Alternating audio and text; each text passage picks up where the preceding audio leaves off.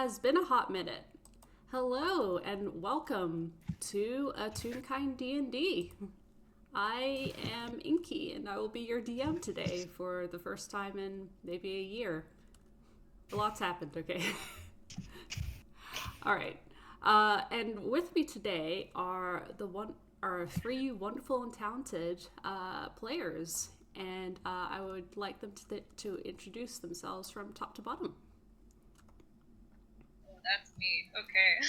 Hi, I'm Sel. I'm going to be playing Rowan today. A little orange bee. I haven't played it for quite a while, so this will be very interesting to get back into. So very excited. Yeah. Very little guy. Yeah. Very well. Oh shit, it's me.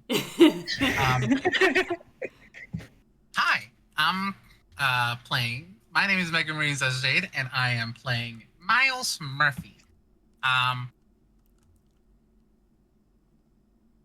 He is a bit of an unlucky kid.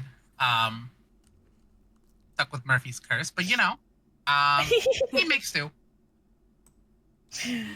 Oh, golly. And that leaves me. Hi, everybody. My name is Whis. I am playing Chifley Ford.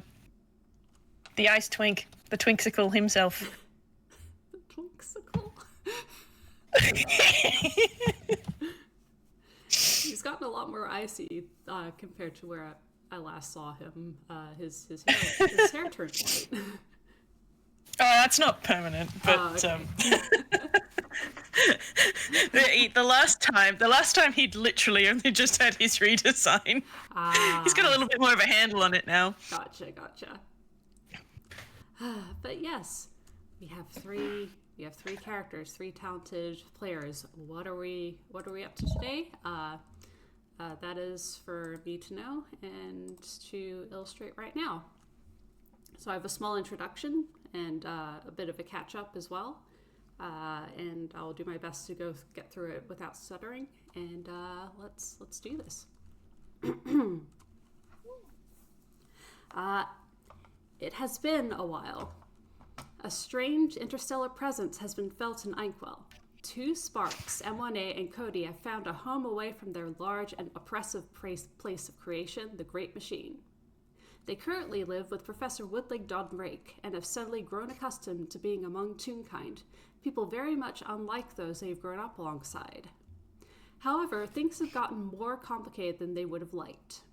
A few months, and certainly not a whole year ago, a strange electrical surge and signal struck the continent of Einquell one fateful night.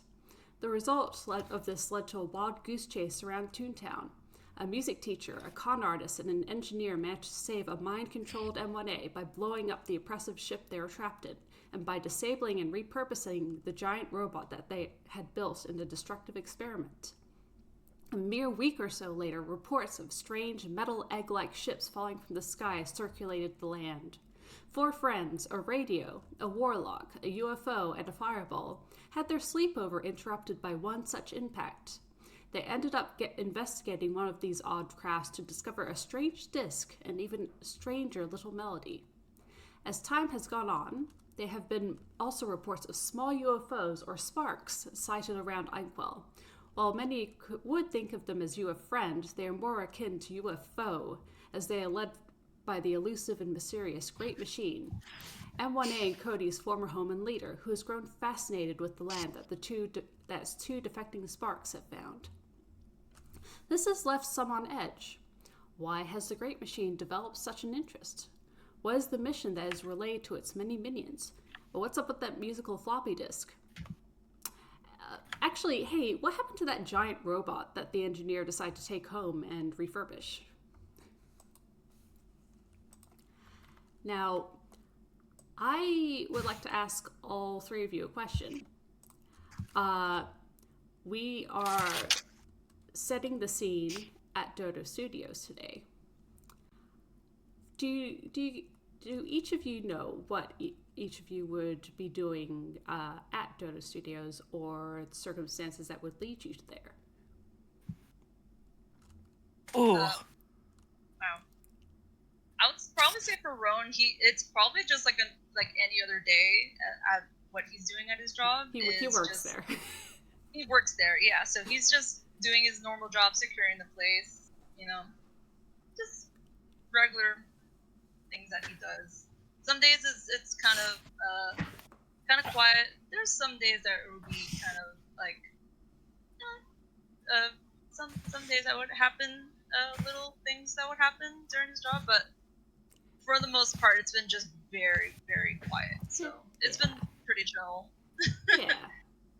Yeah. He's heard some rumors of like maybe some weird clown activity, but besides that, he's been kind of chill. Yeah. He doesn't know that much. No. Yeah. For the most part, that would confuse him, but he would just shrug it off. Like, well, it's the studio, so what can you do? Yeah, exactly. Yeah. So. And how about you, Miles? Is it alright if I go last? Yes, absolutely. How about you, Chifley? You can probably use M1A or Cody as an excuse, honestly. Well, actually, what I was thinking is because the apartment that Chifley has lived in for the last couple of years actually belongs to Tobias. Oh. And Tobias let him and his sister live there rent-free. Chifley has, however, made the decision to move out of that apartment and is now living with Lauv is blind. However, I feel like he might have been going to the studio in order to talk to Tobias in person to just explain, look, I've moved out of the apartment, but my sister and my uncle and my cousin, part-time, I think, are still living there. Is that okay? Because, like, Tobias was letting them live there rent-free. Yeah, he just wants to sort of make sure that the air is clear there. Yeah. Not that he's had anything in the realms of requests for rent, landlord inspections, or anything over the last couple of years. Yeah. So I think that's probably what he had in mind. Gotcha. Yeah, no, Tobias doesn't strike me as the type to demand rent. I think Tobias is just kind of like, I have more money from being a movie star than I know what to do with. Here, you can take my house. It's fine. The day Tobias becomes a landlord is the day that we know he's been replaced. Oh, absolutely. I guess that leaves me. Yes. Miles does not visit Dodo Studios. On purpose. Miles lands in Dodo Studios. Oh, excellent. To me, he was heading across the town to get some groceries. And all of a sudden, one of those manholes on the street gushes out water, and he's flying across the sky. Oh. And this boy, he's been through this. This is only the second time this has happened in Toontown. Yeah. So must be Tuesday. Yeah, I don't know what the ceiling of the studio is made out of. I'm guessing it's probably a thinner material. Either way, you just hear a small little bit of a collapse, and then Miles is holding onto a rope that he has lassoed himself and tossed onto something, and is now sliding down slowly. Oh, sorry everybody. I think would that be loud for Rowan to hear? Yeah, probably. I'm okay. Yeah, I'm okay. I'm trying to figure out where he would be at this point. Either inside or would he be outside? If you're outside, you definitely saw the kid. You did see something streak across the sky and collide into the. So I think Rowan, yeah, you absolutely would have seen. Just for convenience, have him just come through where the lobby is at the front, because that's sort of where Chifley is just crashed through the lobby roof. Yeah. You see the owl receptionist like being wide-eyed, and looking up and Yeah, going. so is he. And They're going, both staring wide-eyed at this at this sight of crashing This is into like the kid. studio. This is like a. He's in middle school. This is like a maybe 13-year-old kid. yeah. The owl raises their eyebrows and looks back at the computer, squinting. It's like, do you have ID? Do you have ID to get in, or do you have an appointment, or we have a front door. Yeah, sorry. I kind of flew across town. That's my bad. Well. Where am I?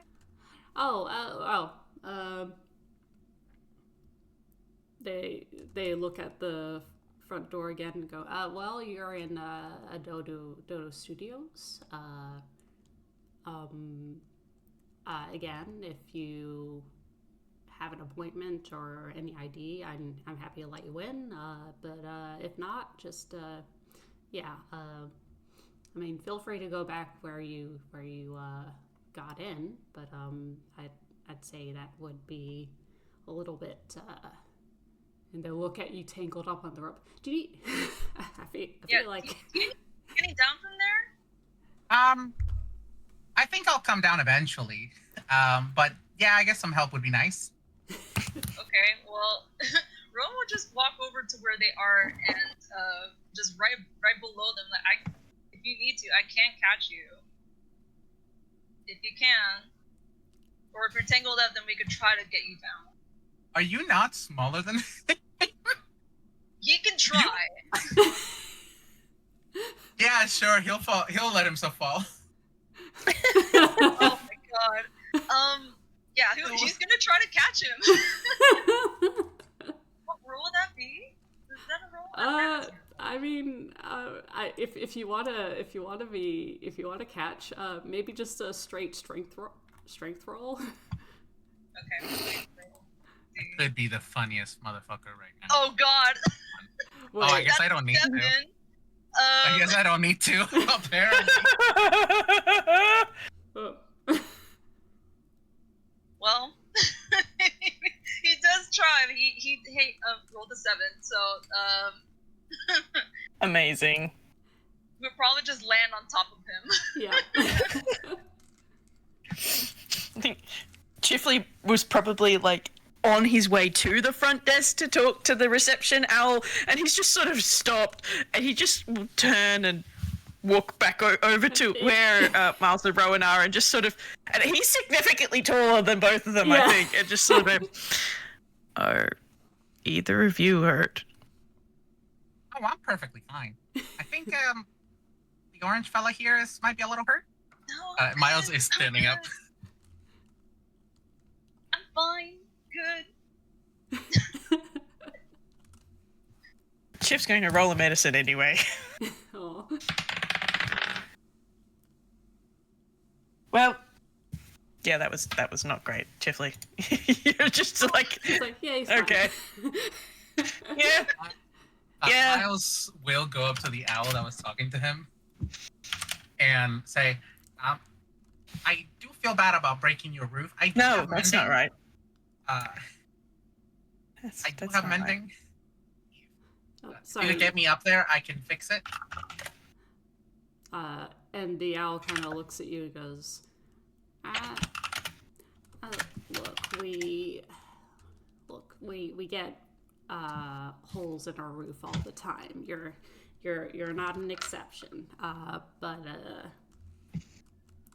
But we are a little bit dicey with our budget sometimes. So I don't know if you could like maybe find a couple of floorboards or like spare boards or something to patch that up for now. That's fine. That's fine. We'll deal with it later.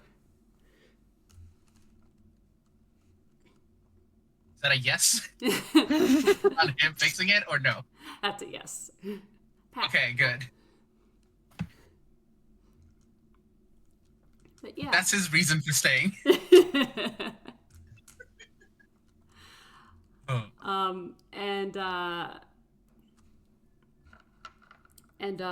but yeah, now the three of you are in the same room. You start hearing. You can hear from maybe just outside, actually. A muffled, high-pitched. Oh.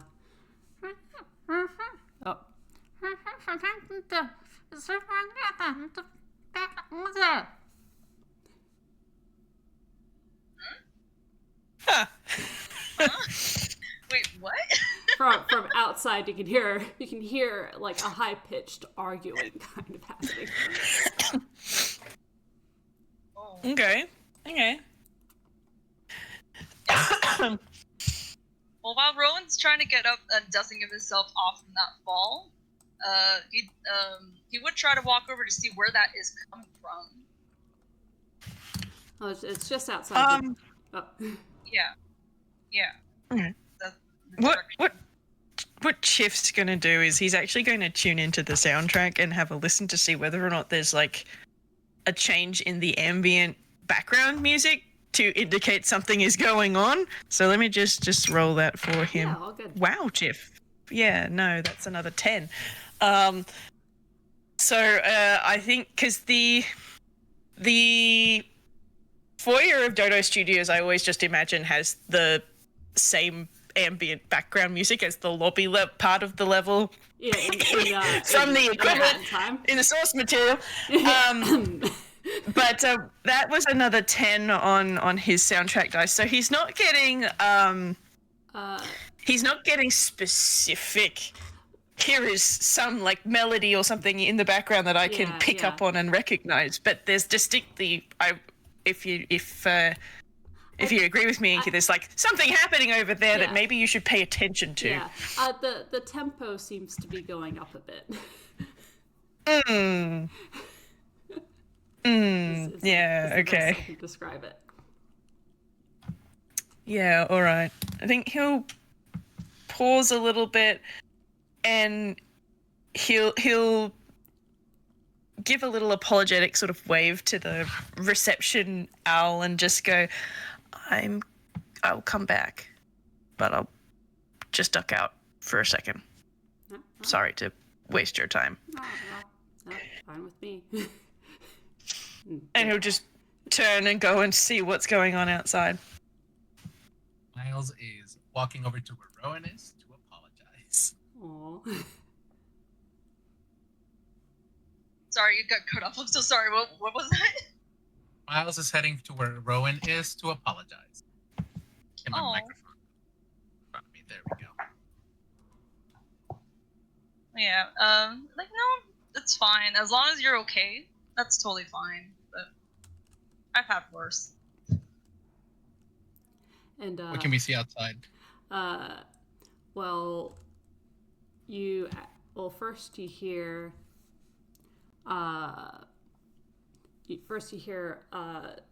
Two. I think for Chifley, it's a very familiar voice. Rowan, I'm not so sure, but I like to think it would be familiar. Miles, you have no idea. Therefore, it is not a good idea, Drum Sentry. You cannot ask it a question like that. And you hear another voice go, query, why is it unacceptable? Statement, the Great Machine is not always a reliable source of information. You cannot contact it. Query, will it answer my queries if you cannot? Query, how many queries do you have? Query, how many queries may I ask?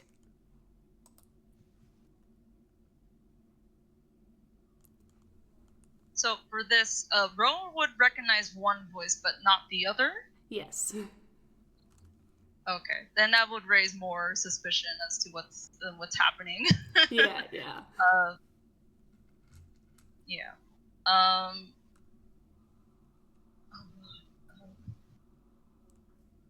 Sorry, I'm freezing up a little. No, all good. What's everyone gonna do? Are they gonna head outside? Yeah, no, he's heading right outside. Mm-hmm. Yeah, Chifley's out as well. And he is going to, even though this is like doesn't sound like there is potential violence happening, he kind of has a little bit of an automatic response when he steps out and sees one of these two parties. So let me just get his D10 and roll his hammer space. One sec. Miles is coming out because he's very curious about the little floating disc. Alright, that is a 6. That is fine. He is pulling out his wand, and there is a sort of a whoosh of cold air as it goes from wand to staff, and then it's got these big shards of ice on the end, so it is now a spear. Oh, that's cool. And he's just prepared because he remembers what happened the last time he saw the big heckin' robot. Yep. And you've seen this big heckin' robot before. I should describe the scene first. Standing in front of the Dodo Studio doors are two beings. One is a little floating UFO, who Chifley, you recognize as M1A, and Rowan, I think you probably have in passing seen M1A flit about the studio. Or at least break in through the vents. I've seen them, but not too much to actually engage in conversation. Yeah. But he's seen them from time to time. Yeah. But that's as much as he's ever got. Yeah. Miles, I don't know if you probably haven't seen M1A. I do wonder though if you might have ended up running into a UFO without realizing it, or at least seen one at an inopportune time. Or it could be that you just did not have not encountered one yet. Oh, Jade? This towards me? Yeah. Oh, this was towards me. I'm so sorry. No, it's okay. I think he's heard news about, like, all the stuff that's been falling out of the sky from around Einquell. For the most part, he's pretty chill about it. Yeah. This is a kid that kind of just goes through his life knowing that the worst can come to pass, and he just takes it with a smile. Yeah. Yeah. It's like cool disc. Yeah. The other person that's there, and I'm going to put this in the rolling channel. A bit of art in the rolling channel.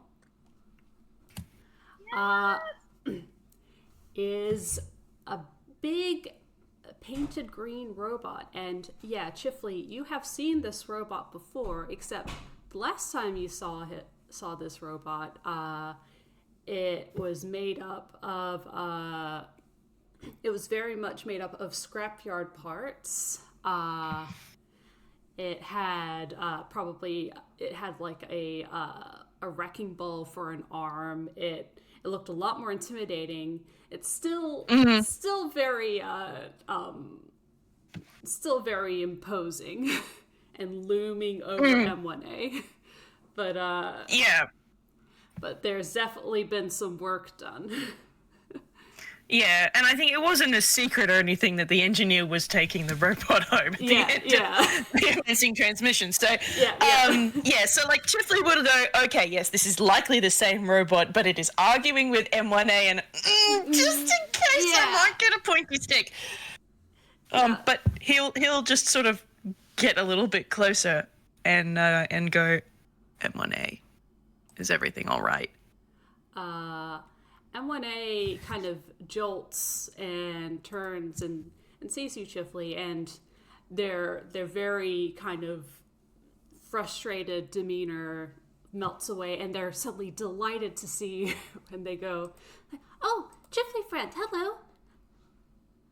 Everything Chifley would just smile very quite broadly and genuinely at M1A. Hello. And then they turn back to Drum, and you notice that their eyes look a little bit glitchy from what looks like stress or frustration, and their antennae are pointed straight back, and they look more exasperated than anything. Mm-hmm. And they go, apologies, I have been in a discussion all morning.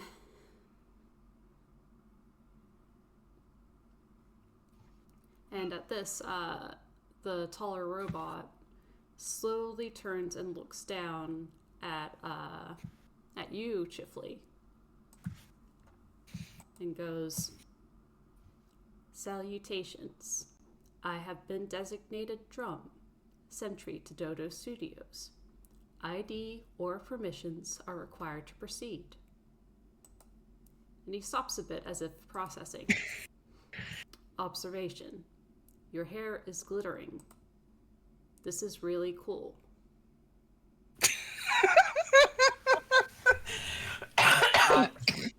Question. Yeah? Can Miles approach the big robot? Oh, absolutely.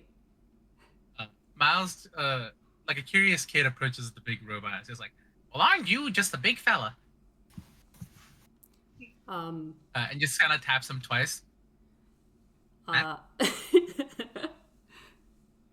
And Drum looks down and says, "Observation. Aren't you just a small fella?" I guess I am a halfling, so yes, actually. I am one of the smallest fellas. And Miles will extend out a hand. Up really far up. Just saying, Miles. Miles Murphy.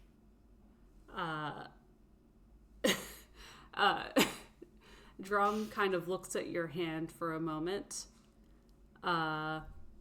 opens up their full hand to try and collide with your hand. They look at it again, turn it into like just one finger, and poke at your hand and go, "Designation, Drum." Miles shakes it up and down and up and down. Oh. To the best of his ability, because it is a big hand. Yeah. So it looks more like it doesn't move, but his arm goes up and down a little bit. Yeah. Yeah, Rowan will walk over to where Drum is. Just say, "Oh, look at that! You're already making friends already. What are you guys doing out here?" Drum looks at Chifley. Oh, sorry. Drum looks at Rowan and goes, "Salutations. Salutations, Rowan co-worker." Well, salutations to you, Drum. You guys, are you out here just having normal conversation? What is happening? And M1A is they're rubbing at their temples with their wing arms, except like it's a helmet, so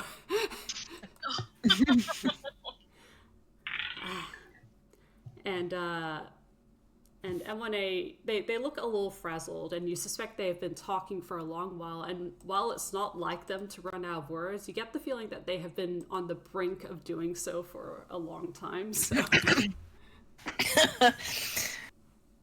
Oh, golly.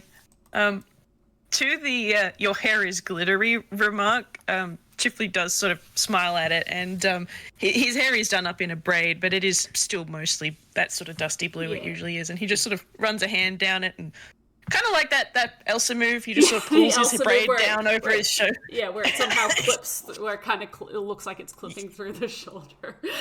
Except not, because he's animated properly. Yeah, no, I know. So he'll just sort of pull his braid over his shoulder and sort of look at it, and he gives a bit of a nod and says, "That's because it's got ice crystals in it."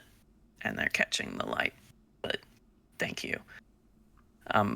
What have you been discussing, M1A? You are visibly stressed. And at this, M1A blinks and goes,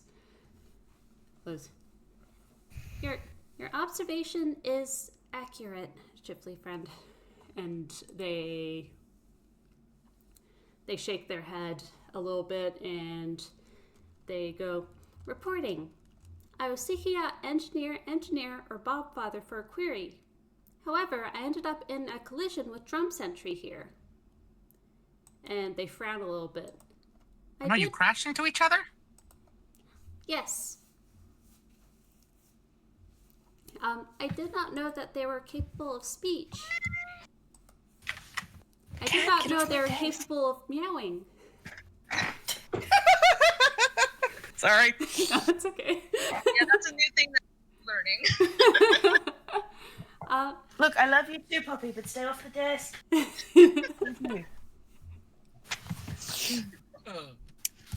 I did not know they were capable of speech. Query, have they spoken till now? And they seem to direct this at you, Rowan. Only just, I guess, recently.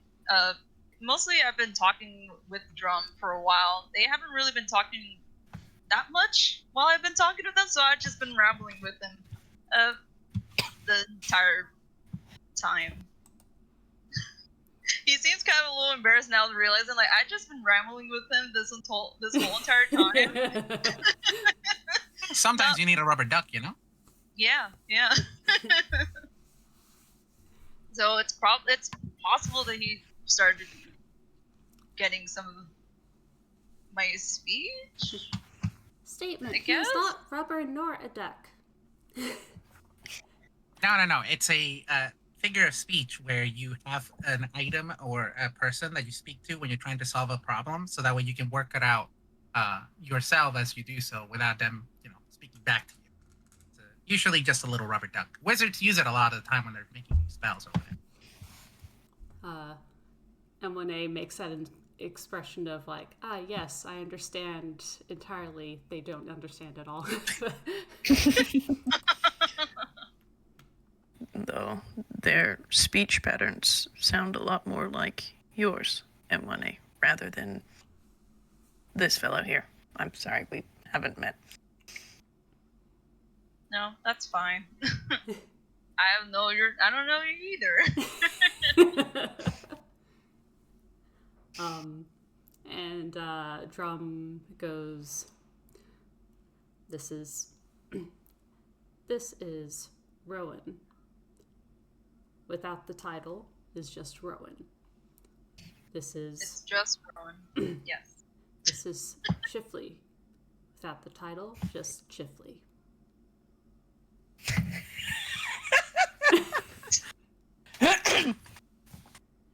I'm not sure if Chifley prefers that. Yeah, exactly.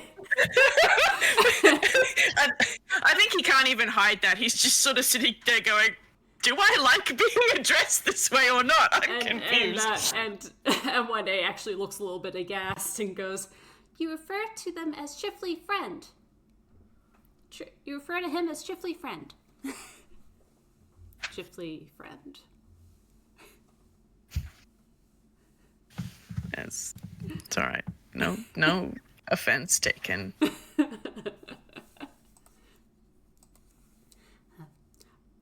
And after that, Drum looks around and goes, perhaps you may answer my inquiry.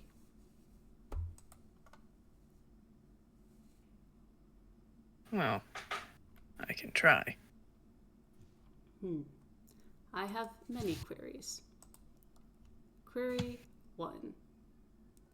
For what purpose was I created? Query 2. What does the great machine want? Query 3. Am I happy? Oof. Well, that last one is a bit difficult to answer. what's the great machine? I whisper quickly to the other three. Yeah, Rowan is also wide-eyed, very confused at what's happening. He also is baffled. He doesn't know. I think M1A shares a quick look with you, Chifley. So, Miles. Yeah. Murphy, I say towards the rest of the group. Yeah.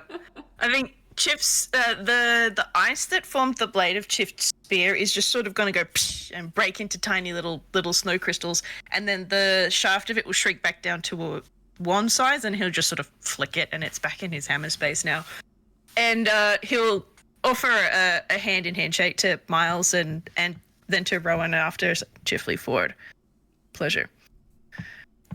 As for these queries, well, what have you been doing, M1A, in response?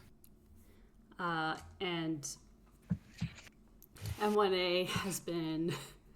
M1A kind of, they shut their eyes in, like, exasperation, and they go, I have been trying to explain that the Great Machine is not an ideal person to ask questions to. I would agree with that. Query, why is this? Because the Great Machine operates under the Great Machine operates under the impression that we are just extensions of the Great Machine. Query, was that not true? It is not. Oh dear. Yeah, okay. I think what Chifley will do is he'll take another step towards Drum and just be like, I gather from your questions that you don't have a particular memory or so of when we first met. Would that be right? Drum looks at you for a moment and goes, processing.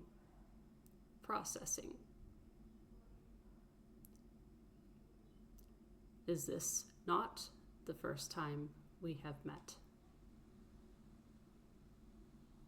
No, not technically speaking.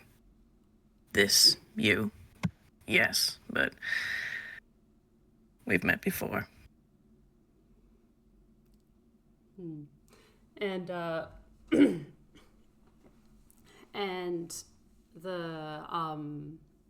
and Drum kind of sits back a little bit and thinks, and then turns to Rowan and Miles and goes, the Great Machine, this knowledge is clear to me. The Great Machine is a massive interstellar mechanism. It is where these sparks, such as M1A, were created. So it's like your mom. Or your dad. The Great Machine is my mom. The Great Machine is not your mom.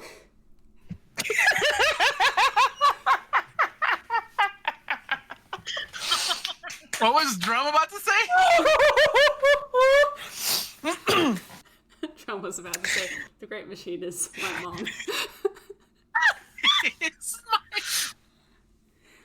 Nip that shit in the bud. Oh my god. Only one thing that it's your mom, then it could be. And M1A is like, and M1A is just exasperatedly going, no, because I sort of built you. Wait, so you're the mom? No.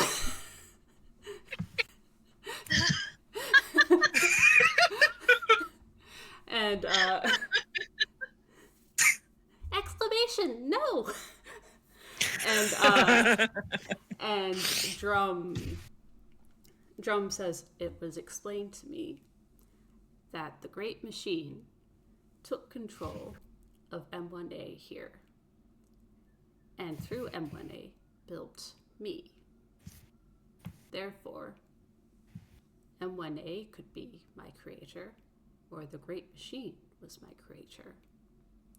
And I would like to ask my creator some questions.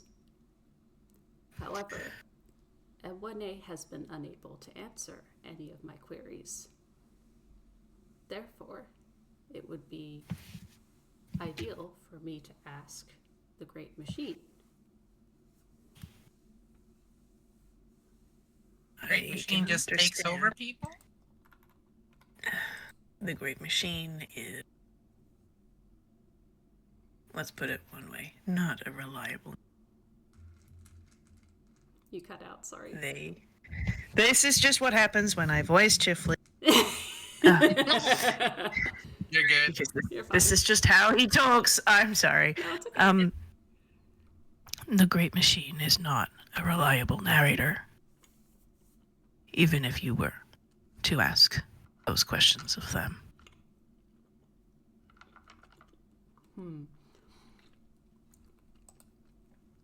Sorry, eating candy. Drum observes you for a moment, and M1A says,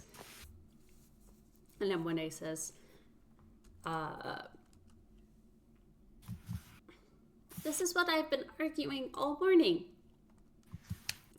This contact with the Great Machine is discouraged. Query, discouraged? It's a bad idea, and the idea is bad. Acknowledged. I still wish to know.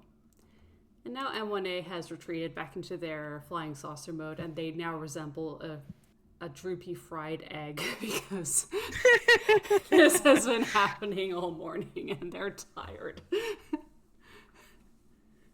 Wait, so I'm confused then. So then you're saying that there is a Great Machine that built M1A, and then M1A was the one that built Drum, and then you want to go ask the big Great Machine why? I would like to know the reason for my creation.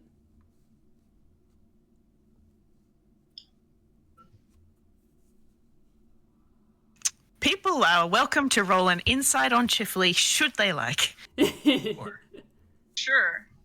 Let's see what Miles's dice are gonna say. That is a 10. Let's see.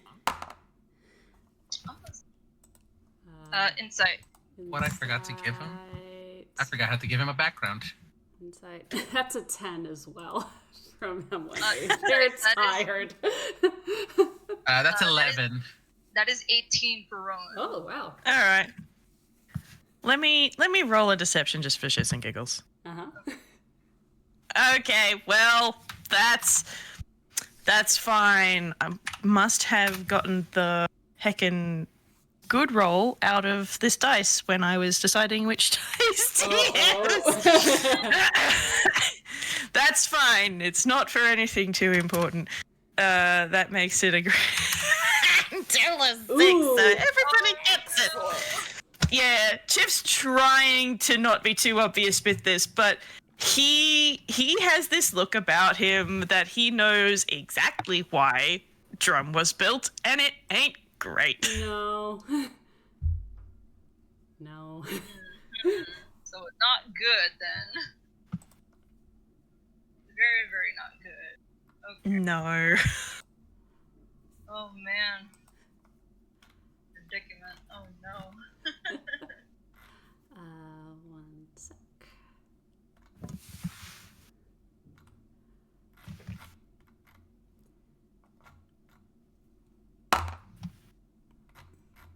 And sorry, I'm just quickly rolling something.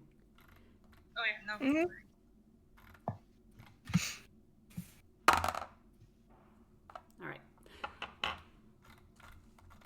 And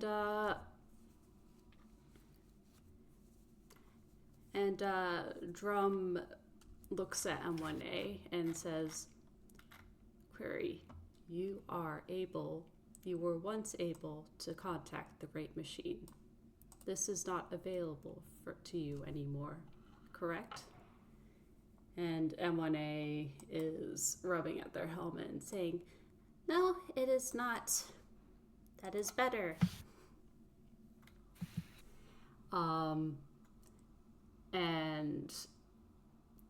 And then Drum says, "Understood. I will attempt to contact the Great Machine myself." And then they take out a little punch card. He heads back to the wall of Dodo Studios, and he puts in a punch card. "I am taking my break." Oh, wait. So you want to go just by yourself? M1A Sentry has demonstrated that they do not wish to contact the Great Machine.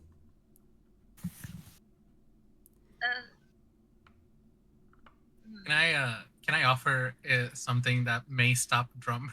Yes. Would you say it would be unlucky if the machine broke right now? The punch card machine. The punch card machine broke down right now. And just as Drum puts in the punch card, it makes a like a bang kind of noise. Drum tilts his head, takes it out, puts it back in. Burp, burp. Burp, burp. Burp, burp. Burp, burp. And Oh shoot! I hope me crashing through the ceiling didn't actually mess with anything electrical up there. let's go gambling. Oh, dang it. Let's go gambling! I don't think this is funny, but just seeing Drum struggle with that, he would probably walk up and say, no, I think you're doing it wrong. He would just grab the card and just try to do it himself.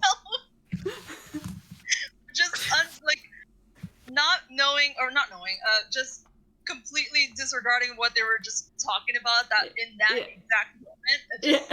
You know what? Actually, Rowan just flips over. Rising. And it what if it works? I think while they're dealing with the punch card, Chifley is going to sort of lean closer to M1A and just go, "We can't let Drum contact the Great Machine." Absolutely not.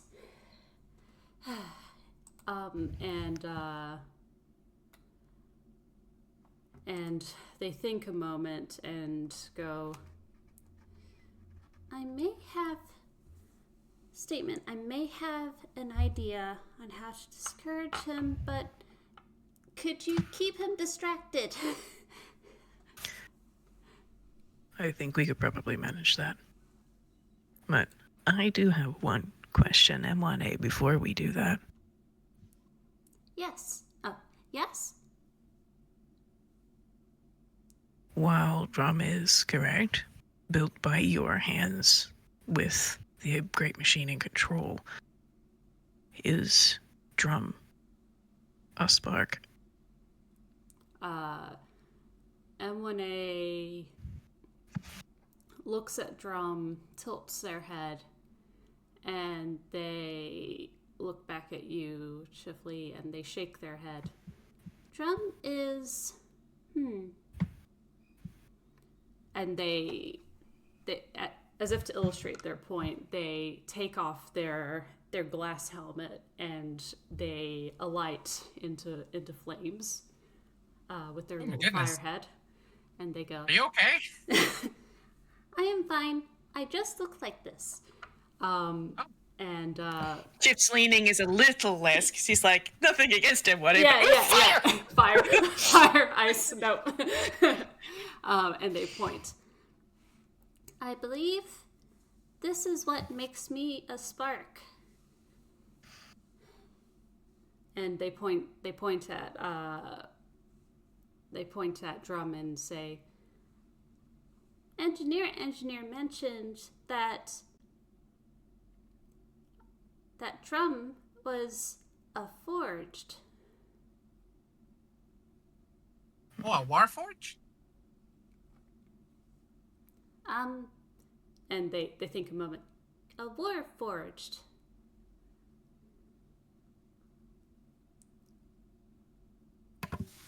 Right. Well, that will make a difference. But I'll try and keep Drum distracted if you need time. And But one way or the other, they cannot contact the Great Machine. And M1A quickly puts their helmet back on, and shroomp, it's all normal again. And they go, agreed. I'm going to go back to Woodley Professors and see if there's a way to temporarily disable Drum until we can direct him to better directives.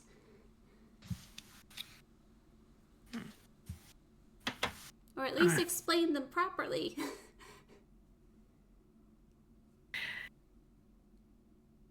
We'll do our best. And M1A looks very relieved for you, Chifley, and quickly making sure that their helmet is in place. They give you a quick hug. Go, Chif will return it. Yeah. Miles feels like he's walked in the middle of something. He's definitely by accident. How tall? While there's an orange creature just trying to make the punch card work. Yeah. How tall is Miles? Oh, he's a halfling, so he's like straight up. He's a little bit taller than Rowan. Okay. How tall is Rowan? I would probably say that like he's maybe just like 2 inches shorter than him. I want to say. So Rowan's a little bit shorter than Miles. how about this? Man, I love not answering the question. 3 foot? Short. That's 3 foot? 2 foot? I think 3'9" for Rowan is good because that makes Miles 4'1". Oh, okay. All right. Well, Chifley is 4'9", so he's actually not significantly bigger than he's a foot taller than Rowan. oh, okay. Yeah. So Okay. Yeah. All right. oh, this is gonna go splendidly. Okay. So taller, but not outlandishly so. Okay, that's cool. That means he doesn't have to figure out if crouching is the best thing to do. Cool. So I think what Chifley might do, if M1A is making a departure, he might turn to Miles and just go, well, you've got no obligation to help in this situation. I don't think this is something that I could handle on my own. Could I ask for your assistance in this, Miles? And Miles looks into his backpack. Well, I had my day set for going grocery shopping, but I can probably help out with this.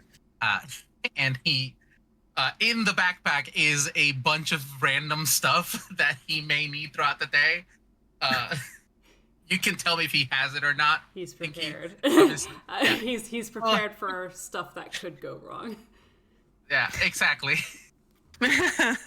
No, I definitely allow this because it could be really fun. Okay, good. There is probably not enough time to give you the full details on what happened. And It seems like Rowan isn't aware either, but the Great Machine is, for lack of a better term, an antagonist. They have no good interests in M1A or, for that matter, Drum. And Drum was built to destroy and cause harm. Okay. Okay. That's probably more than Miles has ever dealt with. Oh. Actually, no, hold it. Season 2 Miles has dealt with aliens. Actually, nothing. No joke. This is actually perfect. Oh. Honestly, it's not my first time meeting with a UFO, so yeah, I can probably help. Oh my gosh. Thank you. And this is just a regular Tuesday. This is just a regular Tuesday. Thank goodness. And in the meantime, I think Drum. I think the receptionist has actually wandered out because they keep getting a notification of a punch card not working. And they go multiple times. And they're just like, look, just go. I know you've done it. I know you've done it like 10,000 times. It's the notifications are rolling up my screen. Please just go. I love that. I like to imagine that Rowan is now just like really quickly going up and down on the punch card. You would at some point even take out his card and try it. I was like, maybe the card's not working on his. Maybe I can try on mine. So there'll be multiple attempts on both Drum and him. I think Miles follows the electrical wires of the machine and looks up, and he sees that some of the wires where he fell through have completely disconnected, and he's like, that may be my fault.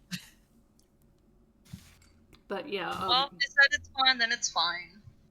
And the receptionist goes like, yeah, no, you can take your break. It's fine.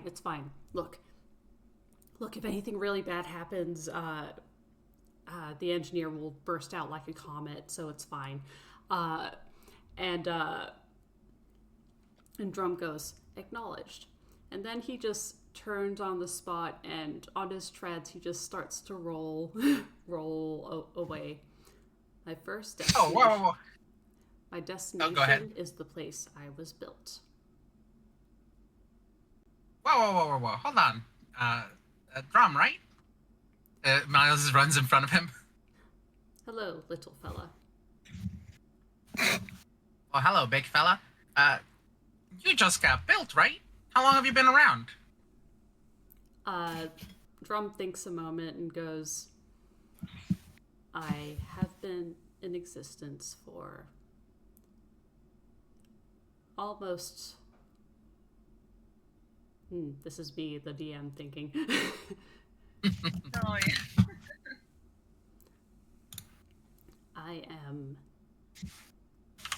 I said a year earlier, but I might say I am 6 months of age. And this is your break. Have you had any? Have you seen any of Toontown yet, or have you just been working the entire time? And Drum thinks and goes, I operate by working. I have not seen other parts of Toontown. Sounds to me like you need to experience some life out there. And I look at the other two for assistance. Yeah. No, yeah. He Rowan will also be very interested in hearing that as well. Like, yeah, actually, I don't think for the most part that I've seen you outside of the studio, instead of just working. You could just go wander around and just see the sights in this place. Since now we're now officially on break. If nothing else, It might help you find an answer to your third query. And Exactly. and Drum goes processing.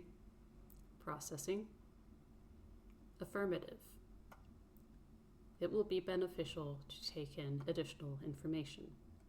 And then I will attempt to contact the Great Machine.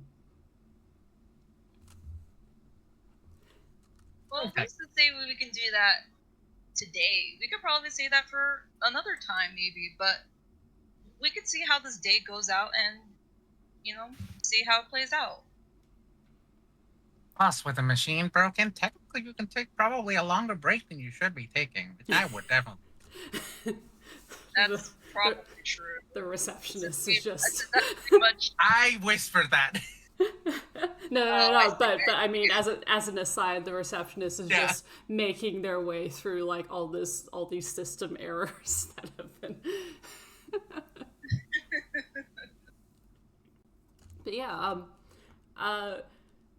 this is in your hands actually, Jade. Where do you think? Where would you like to take Drum? Miles is going to cast Jump on himself and hop on top of Drum. So I'll use up that spell slot. Nice.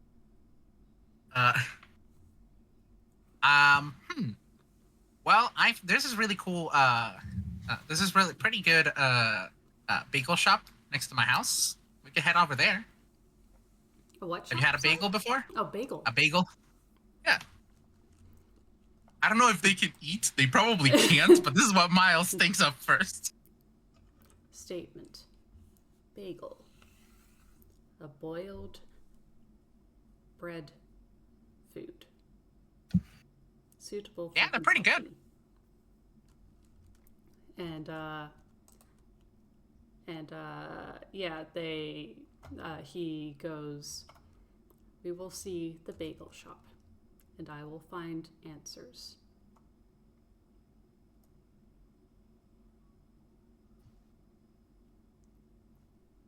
Well, I guess to the bagel shop then. You find answers there about a bagel.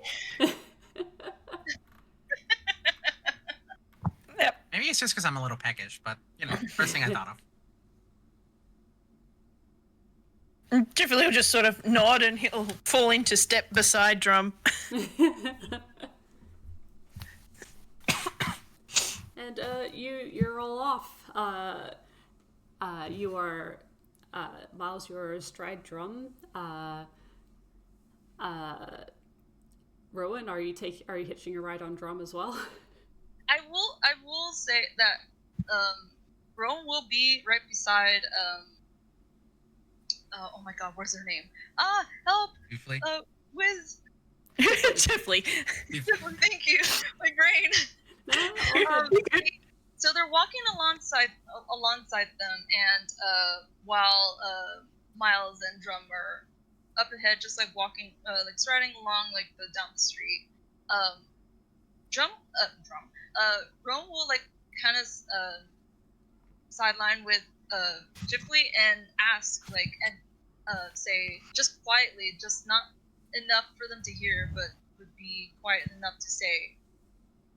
So, from what I'm attempting to try to figure out, we're not trying to get him to where he needs to go, right? Going to where he was built is not going to be the problem.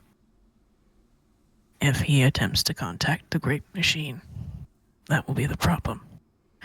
So contacting these guys. I've not been back to that place since the day I met Drum, so I don't know what state it's in. But it was... I don't know if he'll find his answers there. I see. Well, from seeing how you know of Drum more, I would probably assume for a long time now, you probably know more than me, because I probably know nothing, because I don't know what is happening. But he seems to be taking this sidetrack to be interesting to him, and starting to really like this new person here, Miles. So I guess we'll see where this takes us then. The difficulty is going to be that, based on the questions he asked earlier, he's not going to like the answers. And, well, the first two. The third one, only he can answer, but if he's anything like M1A, and he seems to be, if it doesn't satisfy his directive, he won't participate in it. He's likely only going to the bagel shop with us because I said that it might answer questions. Well, we'll try to see if it maybe does. Hopefully. Maybe he might have a bright future as a baker. I guess we'll find out. I could kind of see that with him. Yeah, and they can. If I may, can I talk to Drum as well? Yes, of course. Yeah. So, big fella, what is it that you do at Dodo's? And Drum goes, well, little fella, I am a security guard or a sentry at Dodo Studios.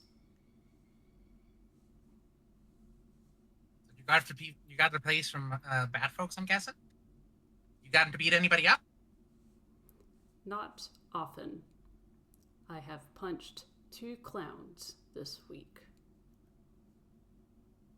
There has been a clown crisis, for whatever reason. I've seen them roaming around. We are to treat clowns who are not registered at the egg registry with utmost prejudice.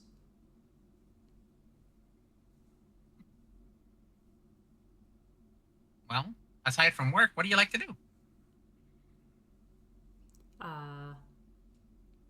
And Drum seems to think a bit and goes,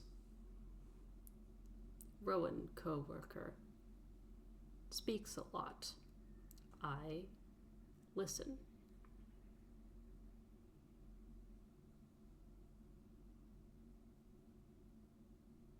You know, that just sounds to me like you would make a great rubber duck.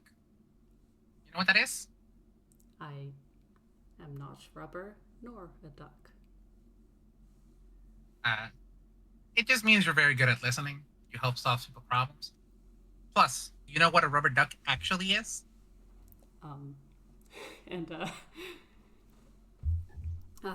Drum tilts his head and goes, I do not.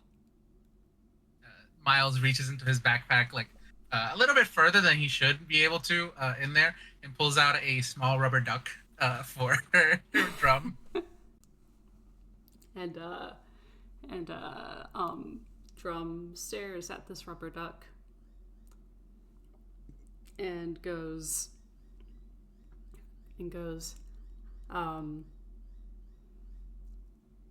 observation. A rubber duck. Yeah, feel free to keep that one. I got a lifetime supply that gets sent to my house. I think Drum just kind of gently pinches the rubber duck from you, Miles, and places it on the little collar, like tucks it in the little collar cuff on his shoulder. There's a little squeak. Yeah.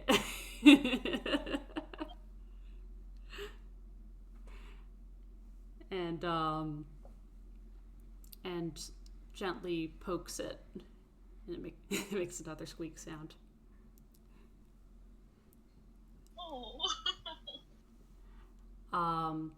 But as he's rolling, as you're all walking along, could you all make a perception check? Sure. All I'm going to right. use a different dice. See if this one bullies Chifley less. It does not. Oh no! 19 plus 1. That's a dirty 20, baby. I'm sorry. What Whole was ass 8.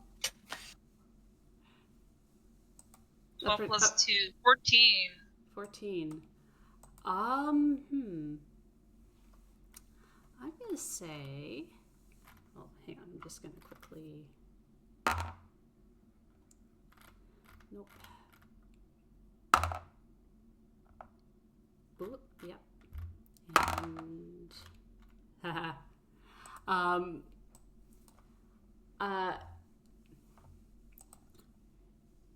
You suddenly hear a distant couple of voices talking down a side street, and you hear it's just you. Well, I think you, Miles and Rowan will hear this.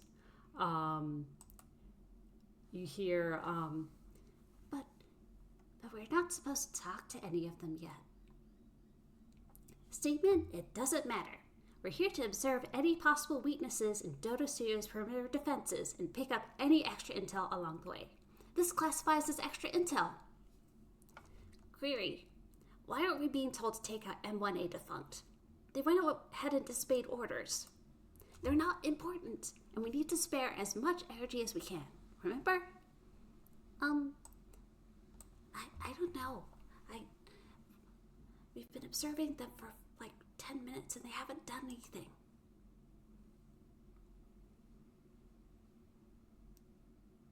Hey, Chifley. Chifley will just sort of look up as he's being addressed. Does Miles see what perhaps may be two little UFOs in the as they pass by?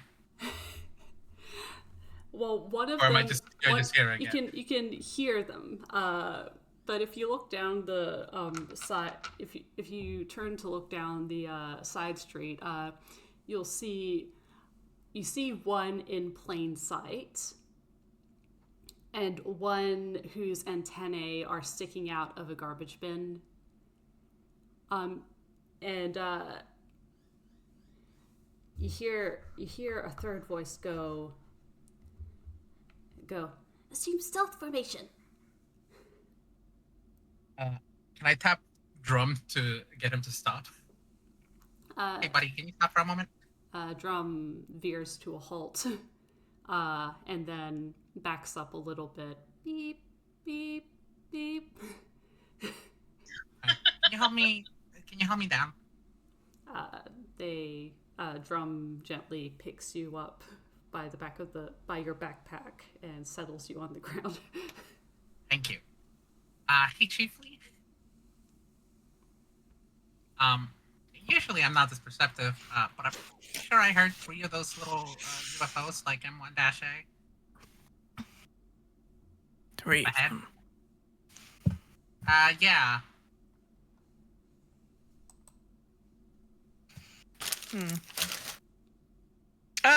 I'm going to have Jeff see if he can pick up anyone extra's themes. Yeah. Yeah. Let's see. There we go. This dice likes me.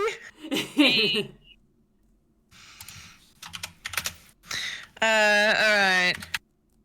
And that's an 8. Oh, all right, so that's a 24. So, like, he can obviously hear, like, the ambient scenery theme, and, like, he can hear his, and he can hear Miles's, Rowan's. Does Drum have a theme? Drum has, like a bit of a pounding kind of theme. Like, it's not too it's a little different from M1A's. It's not very synth-based, but it's kind of just, like, It's very percussive. True to his name. Okay. Can I share what Miles's theme is? Because now that I think please about do. it, this would be super fucking funny. Miles's theme is polka. Levi's polka. Yep.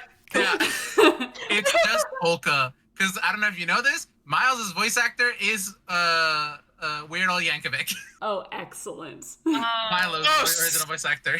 So Stunning. Okay. Yep. Yeah. Right. Great. Okay. So what about the alleyway with the three sparks in it? What can he hear from down there? You hear what's the best way I can describe it? You hear kind of like electronic snare drum at a very fast tempo. All right. So because his the soundtrack checks are based on insight, what kind of vibe are they getting? Is it like conspiratorial or aggressive or something like shy? It's more conspiratorial. They're it's a little bit Dun, dun, dun, dun, dun, dun, dun. There's definitely like some sneaky music happening, except it's a little too loud to be subtle. Okay. All right. Okay. What are you gonna do, Chifley? Because you didn't hear them, and you're not quite 100% certain where they are.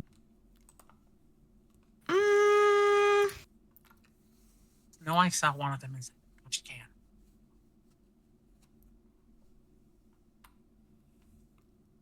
Hang on. What if you... Ha! Okay. He might do this. Okay, he hasn't seen them and he doesn't know where they are. Uh-huh. But what he wants to do is spook them out into the open.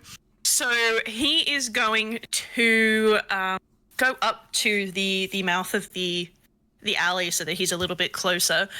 And then he's going to use the thaumaturgy cantrip to create bangs like fireworks from somewhere within Oh my god. the alleyway. So it's going bang, bang, bang, bang, bang, like little firecrackers. Yeah. Wow. And you suddenly hear three voices, and they're all screaming like, ah! and they dart out of the alleyway with like a pew pew pew kind of efficiency, and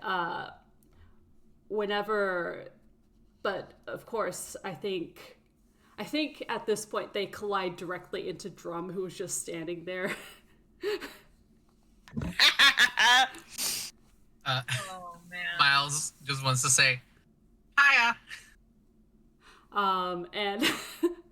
And they're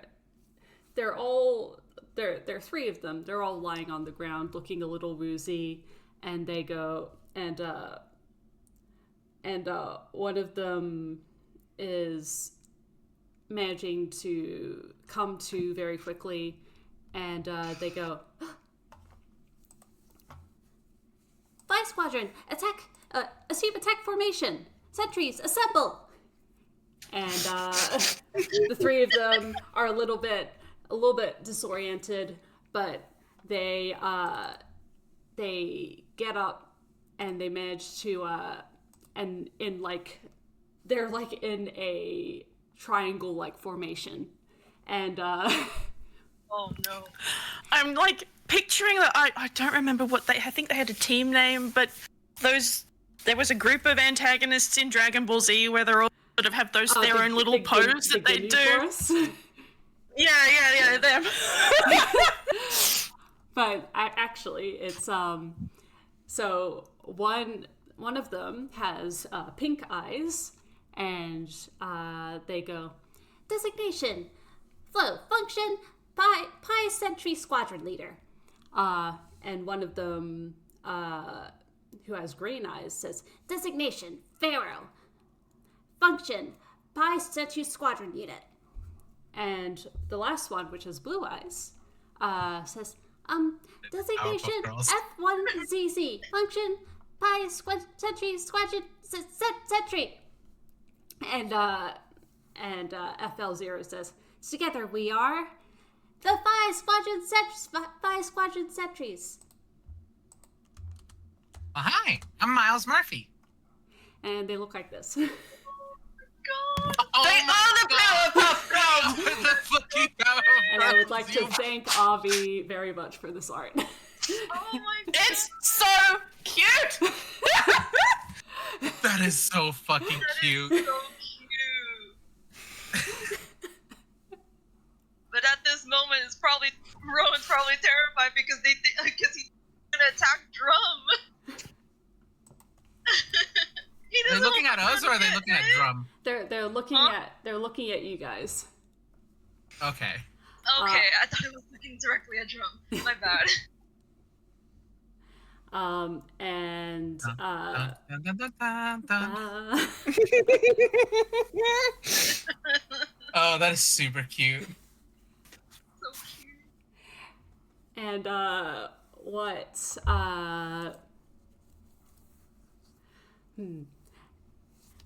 And they point at FL0 seems to point at all three of you and go, hold it right there.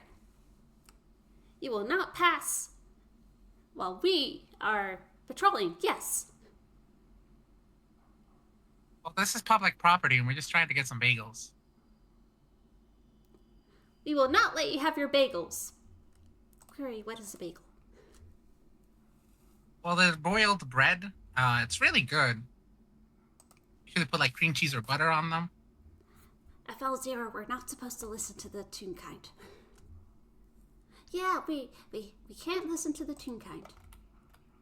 They're hostile and they need to be studied. We're hostile. Toonkind? We're hostile? I'm also not Toonkind. We're just walking around the street. FL0, How come they're- it's hostile? FL0, they're not Toonkind. Oh. Well then we'll listen to you and FL0 points at Miles. That is that worked. Talk about the bagel. Right. Well, would you guys like some bagels?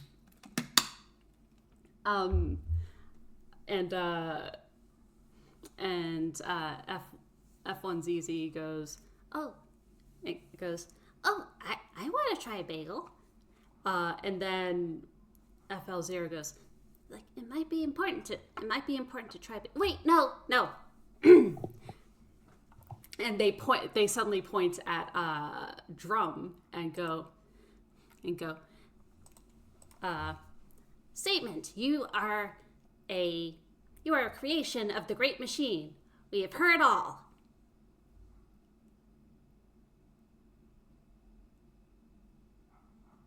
And Drum slowly points at himself. I am a construct of the great machine. Yes. We've heard that you wish to speak to our leader. We will if we would like to, if possible, you can speak to our leader through us. Right, but Drum did promise to try out the bagels beforehand, and it's technically their break right now, so they're not working. So.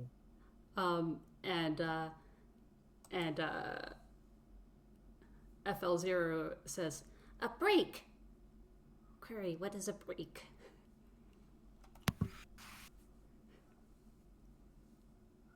A break from work. He's trying his best to try to describe what it is, but he's failing so badly. F3R0 goes, that sounds fake. The Great Machine is quite the taskmaster. I don't know that the sparks get them. Right. We have to remain optimal at all times.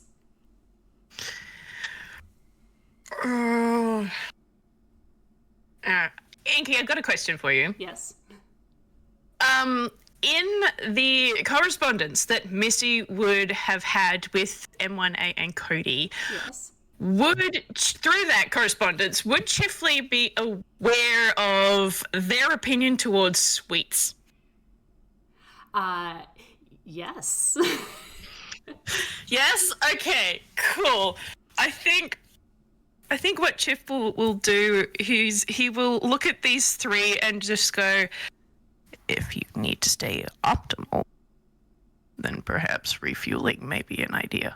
You are an awful long way from... And FL0 ponders this a moment and goes, refueling would be optimal for us to be at peak performance. And F3R0 goes, no, wait, we can't listen to him. He's a Toonkind. Well, I mean, I will say that bagels are great at refueling you after a hearty, after waking up, and definitely after a hard day of work. We will listen. We will listen to him. Let us refuel.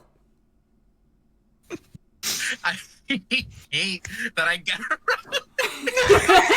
Funny. I've never been a real kind before, have you? Nope. Oh. Goodness, golly gosh. Chifley will just turn to Miles and go, this bagel place we're going into, does it only have savory or are there sweets there too? Oh, they offer a strawberry jam as well. I usually go for the cream cheese because it's preference, but I think these three might like the jam ones better than any of the savory ones. I think they also have chocolate chip ones. It's like chocolate those. bread. Or those. And so Bagel nods and goes, before contact with the Great Machine, we must all refuel. And the three of them all nod in affirmative. Yes, we will refuel. And so now we have 3 silvery UFOs who are following you. They're very kind of they're looking. They don't look. They're not off their guard. At least F3R0 and FL0 aren't off their guard. But F1CZ kind of looks a little bit like they're meandering a little bit and looking around. Do you want to write down their names in the Yes. So. I love their names. Fizz, Flo, and Firo. Yep. So cute. That's so cute. Oh. No, which one's which? From left to right. So. Oh, perfect. Oh, okay. So, Fizz is blue. Flo is red or pink. Yeah. And Firo is green. Amazing. Awesome. Miles will get back on top of Drum if possible. Drum will allow it. But he is looking at you guys are going along. He's looking at the UFOs and going, state query.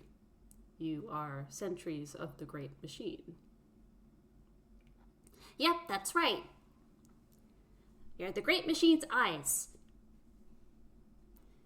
And we're wearing the newest model. Yeah, we have cool blasters this time. I will definitely say that you are definitely have a shiny slick to your body. Yes, Ship. these are our shells. These are a part of us.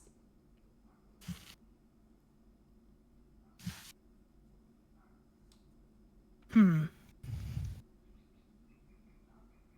think as they're walking to the bagel shop, Chifley's just gonna... He's gonna try, like, he probably won't get an answer because he is quite obviously Toonkind, but he'll just sort of go, query, sentries, how old are you?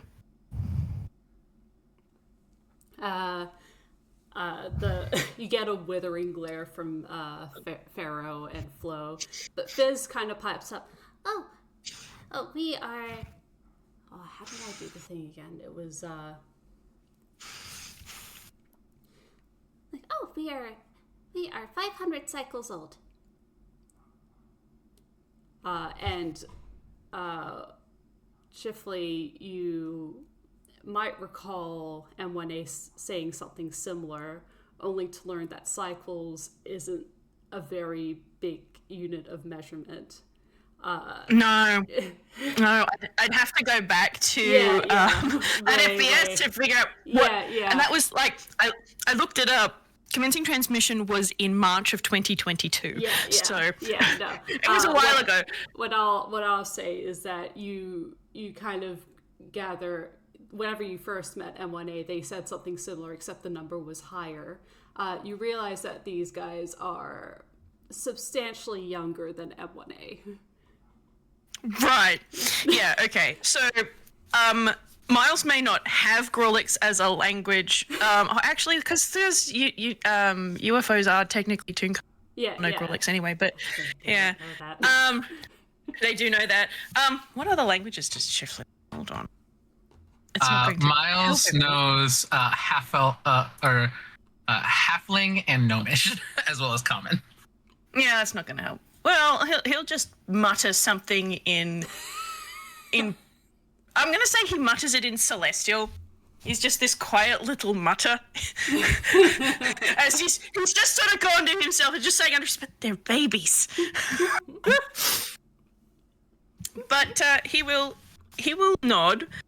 And because F1ZZ is slightly more conversational than her sisters, he will direct all further conversation to them, and go. And he'll put a hand on his chest and just go, designation, Chifley teacher. And F1ZZ goes, Chifley teacher? Oh, what do you teach? And Query, what do you teach? And FL0 covers up F1ZZ's mouth, quotation marks, and pulls onto the front of the helmet and pulls them away. Just like we cannot share information with the enemy.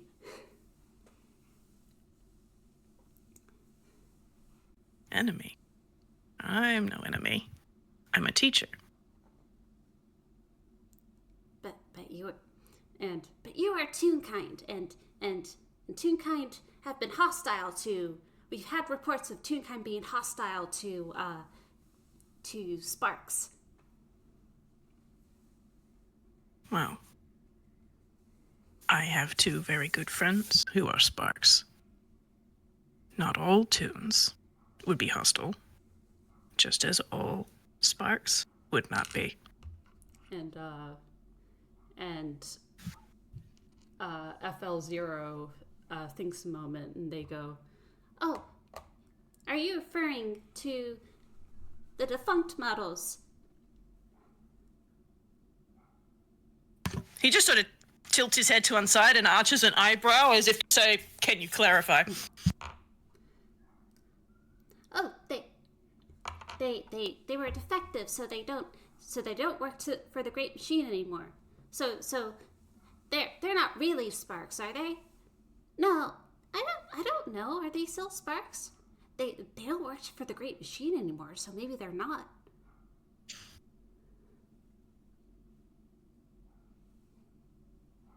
Chifley's just got a hand on his chin and is just sort of watching them, and he's like, But he doesn't respond to that set of remarks. When you take off your helmet, you guys still do the big fiery blowy thingy? And they all look at you in utter confusion. Miles. It's like, our helmets? We're not supposed to take our helmets off. Yeah, we can't survive without our helmets. Well, M1-A can. I saw them take it off earlier. And they're all going, what? It's like, no. Yeah, they do like the big fiery thingy where they turn on fire, but they're not really hurting or anything. It's really cool. And they all look at each other like, what is this? Huh? What? What? Me up here, Drum. Didn't you see it too? And Drum goes affirmative. M1A removed their helmet and caught fire.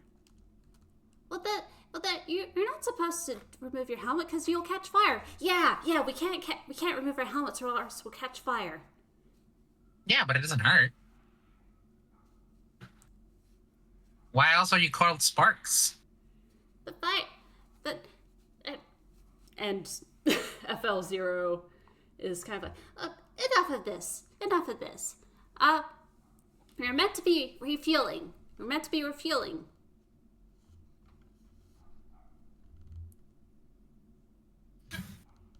Where are the bagels? I want to say this whole entire time, everyone has been chattering and talking as we're going along. His head is swimming. Yeah. He's trying to get as much info as you can, but he's so confused. I just saw there's 3 more other little robots that are now joined us, and 2 new people that he's met, and he doesn't know what they're talking about, about this. And so he's just trying to gather as much info as he possibly could. I'm thinking Drum notices this, and looks down at Rowan and goes, statement. Do you require a rubber duck? He breaks concentration at that note and... What? A rubber duck? Drum gently removes the rubber duck from his collar and places it on top of Rowan's head.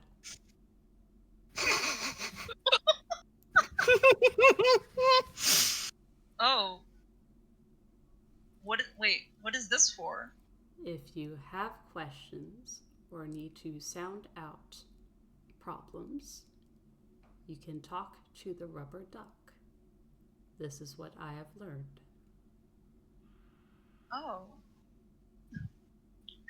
New information that he's trying to gather. But, I'm like, oh, okay, so I just talk to the duck and just tell him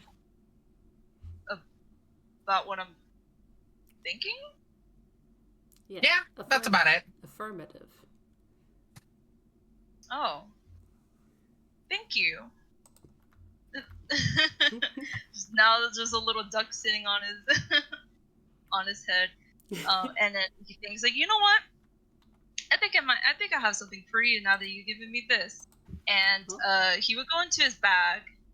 He would take out what looks like a deflated red balloon, and he would blow up a balloon, tie it up with a string. Here's a little balloon. And he would try to reach over for even though like Drum's hand is really big, he would like reach over like to like one of his fingers and just tie the little around the finger, and now he has a little balloon. Oh my god. Cute. Drum. That is so cute. Drum is staring at this balloon and kind of waves it side to side. And I think the Pie Squadron is suddenly cowering behind Drum. One of them has a blaster out. Query, what is that? Query, what is that? What is that? Oh, this? Oh. This is a red balloon. Oh, I like it. Yeah. We don't know what it does. It just floats. It floats. Nice to look at. And F1ZZ goes, yeah, and we all float here. Not all of us. Oh my god, Inky.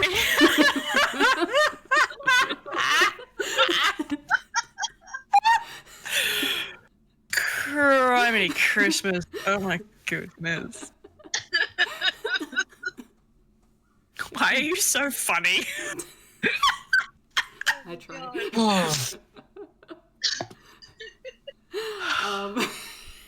Now I'm just imagining tying up 3 little strings to the UFOs and God. having them be balloons. Yeah, I don't know if it'll help Drum or not, but I just given Drum the emergency balloon that I just Yeah. got. Yeah. But yeah, I've given him a little balloon. Yeah. And Just in case. And I think at this point we've arrived at the bagel shop. Yeah, boiled bread is what it's called. Boiled bread. We've Yeah. arrived at boiled bread. The 3 UFOs have hidden behind Drum because they're not supposed to interact with Toonkind. They're observing. They're observing. They're on a mission. They're observing. They're observing the boiled bread. And, Drum, can I get down, please? Drum gently plucks you from his head and places you on the floor. Thank you. And Drum waits patiently outside because Drum is not big and is not small enough to fit into the door. Right. Chif will go inside boiled bread. Yeah. Any particular preference for the 4 of you?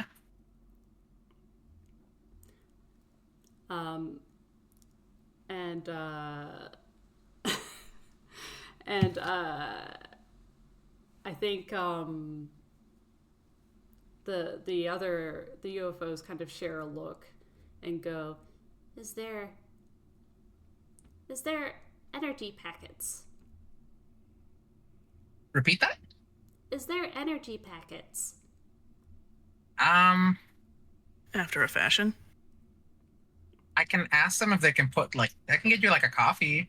That might help. Oh my god!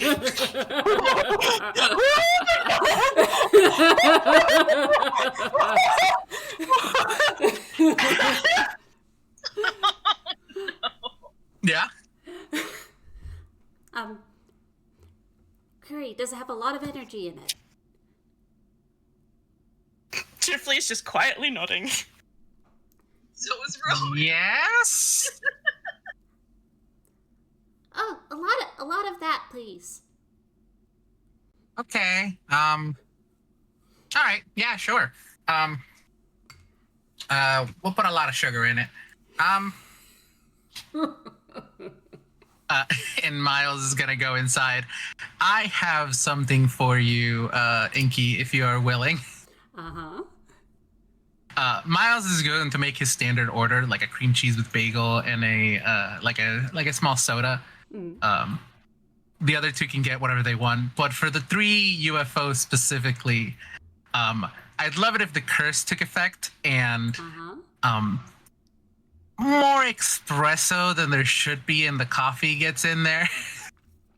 I will allow it. Oh. Perhaps an exuberant amount of espresso. What a wonderful phrase. An exuberant amount of espresso. Yeah. An amount of espresso. What a wonderful phrase. Oh my god. I see trees of trees. Anyways. And he'll order for the three UFOs a chocolate bagel with strawberry cream like jam in the middle of it. And for Drum, he'll order an everything bagel, which for Toonkind is pretty funny because it has everything in it. It's like a burger with the lot, but on a bagel, which also has a bagel on it. Exactly. God. Chifley will come in to help carry bagels, but not coffee, because he knows what he does to coffee. Yeah. Iced coffee. Mm-hmm. Only certain times of the day it's ice coffee time. That's not what Is we're about. Rowan staying outside? Because if so, Miles will ask what his order will be. No, he would probably go inside and also order like a small coffee. Maybe if they probably have it, maybe like also a coffee cake as well. I will say, if so, the machine does break and it's pouring out a lot of espresso, so you might also be affected by this if you're ordering coffee. You know what? I will take it because he's also thinking, I could probably go for a coffee as well. So yeah. Perfect. Excellent. All right, cool. That will work great though, because then when the UFOs start bouncing around, they won't go, you sabotaged us. It's happening to Rowan. Yeah. Like, maybe this is just what it's supposed to do. Yeah. Yeah. So Miles will step out, chiefly helping carry the everything bagel for Drum. Drum looks at the everything bagel. This one's for you, Drum, and this one is for you three, alongside the coffee. Here you go. The trio accept this. They place them on the ground. It's so colorful. It's so complicated looking. Ooh, I like the way the black liquid is fizzing a bit. I put a lot of milk in it for you lot, as well as sugar. So, tell me if I did okay. And I'm not exactly a barista. and I think all three of them assume their UFO form and go. All right, we will refuel. Yeah, okay. And they all abduct their food with their tractor beams, and it dissolves into energy and into them. And Brace for impact, everybody. There is a moment where they all kind of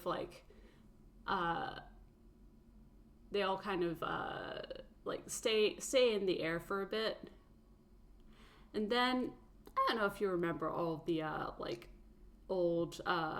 the older Powerpuff Girl episodes, but specifically the episodes where they're like maybe cleaning a room or going all over the place. Yeah, that happens. You see, and they're leaving like trails of light behind them as they're shooting about the. As they're shooting. Oh no! What happened?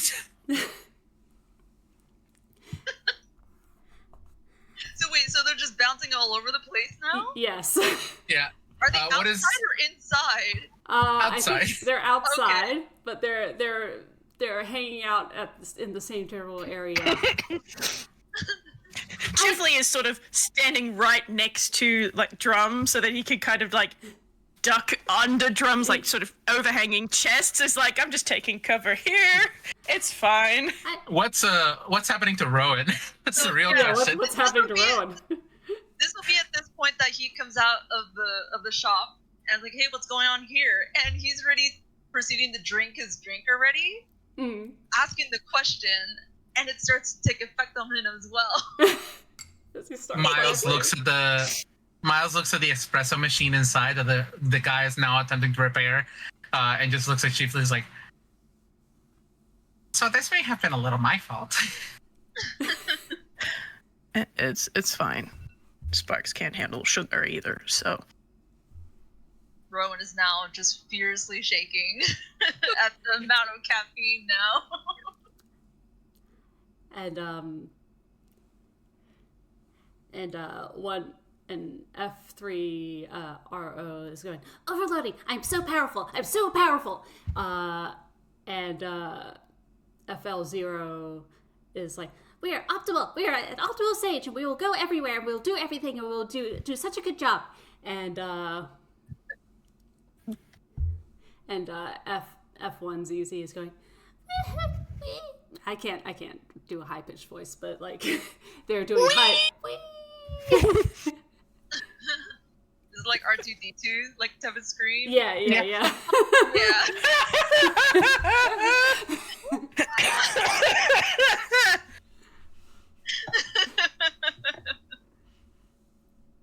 Miles is just going to cast Mage Charm on himself just in case. And in the process, Drum has picked up his everything bagel, looked at it, and then just kind of like smooshed it against the grating of his face. Oh, my guy. Well, how is it? Processing. It is adequate.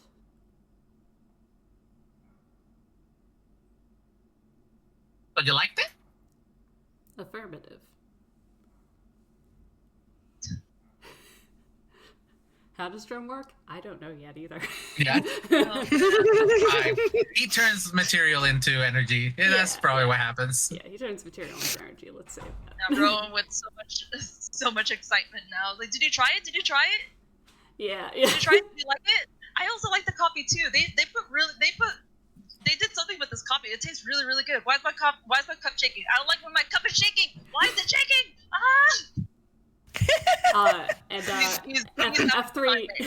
F30 manages to still long enough next to you, Rowan, that goes, yeah, stop shaking, and punches the coffee cup. Punch me? No, just punches the coffee cup. Wait, what? It's like the coffee cup is shaking. Punches the Yeah, coffee stop cup. shaking. Stop shaking. Fucking decks you. I would love it if that was the case and just start punching me. Just start feeding the crap out of Rowan. I actually really love that. I know he just punched the coffee cup, but oh my god, that's so fucking funny. Farrah just punched the coffee cup, not you, Rowan, but that was really funny. I'm not shaking anymore, but still, I'm gonna go back and he just already walked back into the shop trying to get another coffee. Yeah. Oh my god, is she going to have to hold person? I'm going to run inside of the shop real quickly, and Miles is going to pull out like an espresso repair kit that he has inside of there. He uses divination magic to figure out what kind of items he's going to need throughout the day. Yeah. So he's just so he's just like really quickly fixing the espresso machine. Do you want me to roll anything? Yeah. Oh my goodness. There is, and meanwhile, F1ZZ is still like is still having the time of their life. Oh, you rolled a 2. Oh no! Yeah, I rolled a 2. So how that espresso repair go? I'll just leave this to you, I say to the barista. Comes out with soot and coffee beans all over the face and in the hair. It's like, well, my work here is done. Yeah. the barista is like a black cockatoo who has been nibbling on coffee beans this whole time, and he goes, "Fine."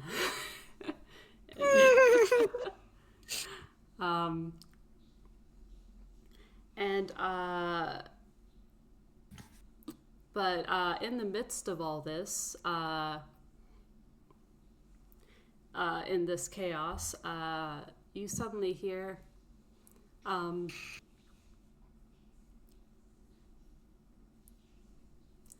intriguing.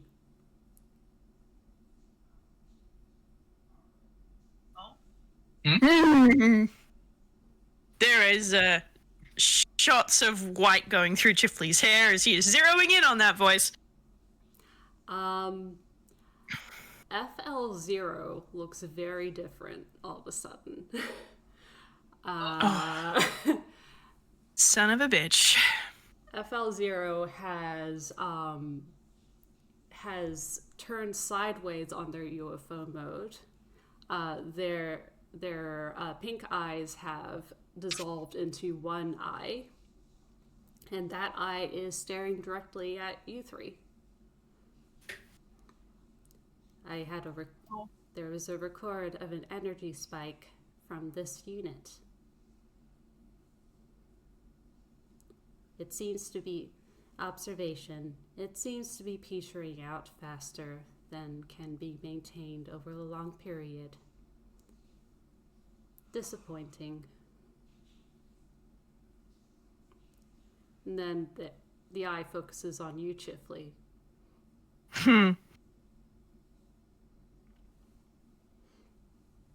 Chifley is staring back. Are you responsible for this incident as well? That would be my fault, actually. Sorry. The espresso machine broke. And Rowan comes back outside with another cup of coffee. Rowan, stop drinking that. What? What? I just love the thought of Miles and Rowan like trying to fight over this disposable coffee cup in the background while Chifley is just staring at this little UFO. Yeah. Yeah. It's like ominous over here and slapsticks happening. Slapstick happening in the background.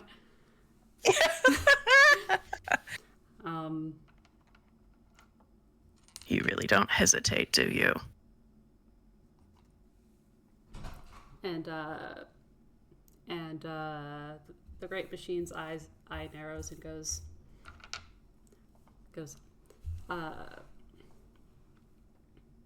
I intercepted a signal, and I responded. But this is a waste of my time. And suddenly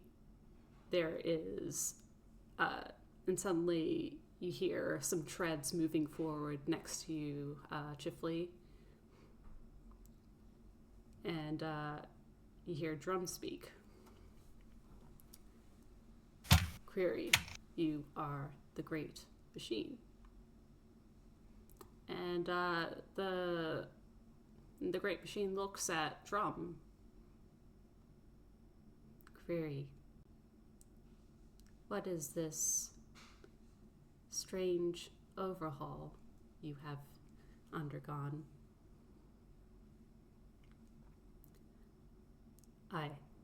And Drum tilts his head and goes, I have been refurbished.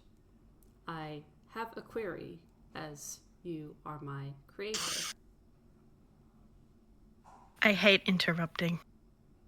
But as Drum is talking, Chifley's actually going to cast Thaumaturgy again to set off more like firework noises to interrupt sound happening.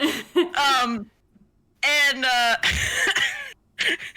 because he doesn't really want Drum talking to the Great Machine. Yeah, fair. Oh, yeah. Yeah, So it just got really, really fucking loud. Because he's centering it on drum. Oh. Oh. Oh boy. The Great Machine's eye narrows at the sound going off. and yeah, they're not going to dignify a response. They just kind of weave around. They just kind of tilt their eye and they go. They shoot forward towards you, Chifley, actually. And I'm going to need you to make a small dexterity save.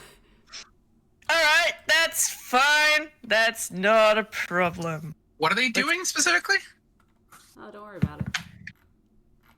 I will say that the huge noise that just happened now finally made Rowan drop the cup now, so... Okay.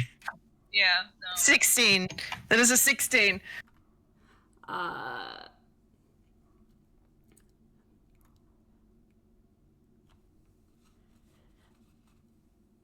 Let's see, hang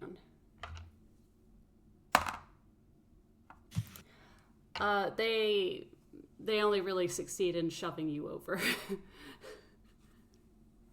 Oh, okay. Pushed the twink to the ground. And they're up in your face now. And they glare and say, statement. You will not interrupt me while I am speaking. Can Miles interrupt? By all means. Miles steps up and leans down to cover up the connection, like the eye line between these two. And he says, "Hiya, Miles Murphy here. I heard a lot about you. So you're the big machine, right?" And the Great Machine's eye darts to you, Miles. Observation. You are not among these Toonkind. No, that would be correct. Yes. You're of no interest to me. And they dart and they float away from you, Miles. And they look down at Drum. And they say, well, that's rude. And they say, neither are you of any interest to me. Designation Drum was it. You were a test, an experiment. Your duty was to take out any interlopers and a test of what I could build through a sentry model. Whatever you do from now onwards is of no interest to me. Consider your position defunct. That is all. And there is a glitching effect around the single eye, and the UFO parts circle 1, 2, 3 times, and flow is restored on the spot, and they have swirly eyes. They look a bit dizzy and out of sorts. Are they falling? They're falling, yeah. Miles is going to catch them. Actually, Miles casts Featherfall. Aw. Yeah, Flo gently falls to the ground. Miles, since they're falling gently, Miles will grab them. Whoa, hey, you all right? And Flo goes, just a little bit dizzy. Oh! And they see you, Miles, and they go,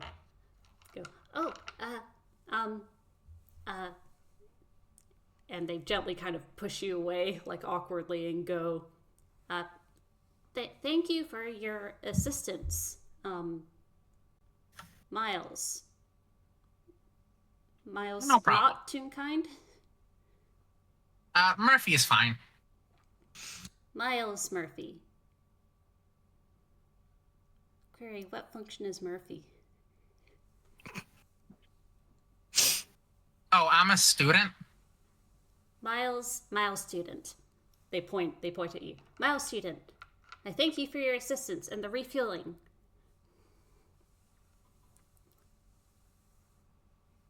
Well, it's no problem. Miles will also help up Chief. Chiff will get up and Yeah. he's just sort of, he rubs his face a little bit, Yeah. and if it wasn't for the fact that he knew that it wasn't actually the Great Machine right there, he would have just immediately thrown hands because, Yeah. like, oh, Yeah. he's such a jerk. And he didn't want to hurt the little UFO. Yeah. Yeah. So he's just gonna rub his face with his hands, and then with the little pink friend to kind of calm down and all right, he's gonna see what the other two are up to. Are they still zipping around, or did they get to enjoy that whole? They as soon as they'd heard the Great Machine speak, they stilled, and they took like I wanna retcon and say they took up positions next to either side of Flo. Even if they were vibrating really, really violently, they were being dutiful and like flanking Flo. Okay. They're under their own control. They just were like, oh, boss is here. Yeah. Well, that's not a surprise, though, is it? Because M1A told Chifley that the Great Machine just does that, and they're all cool with it. Yeah, basically. Yeah. All right. And you hear,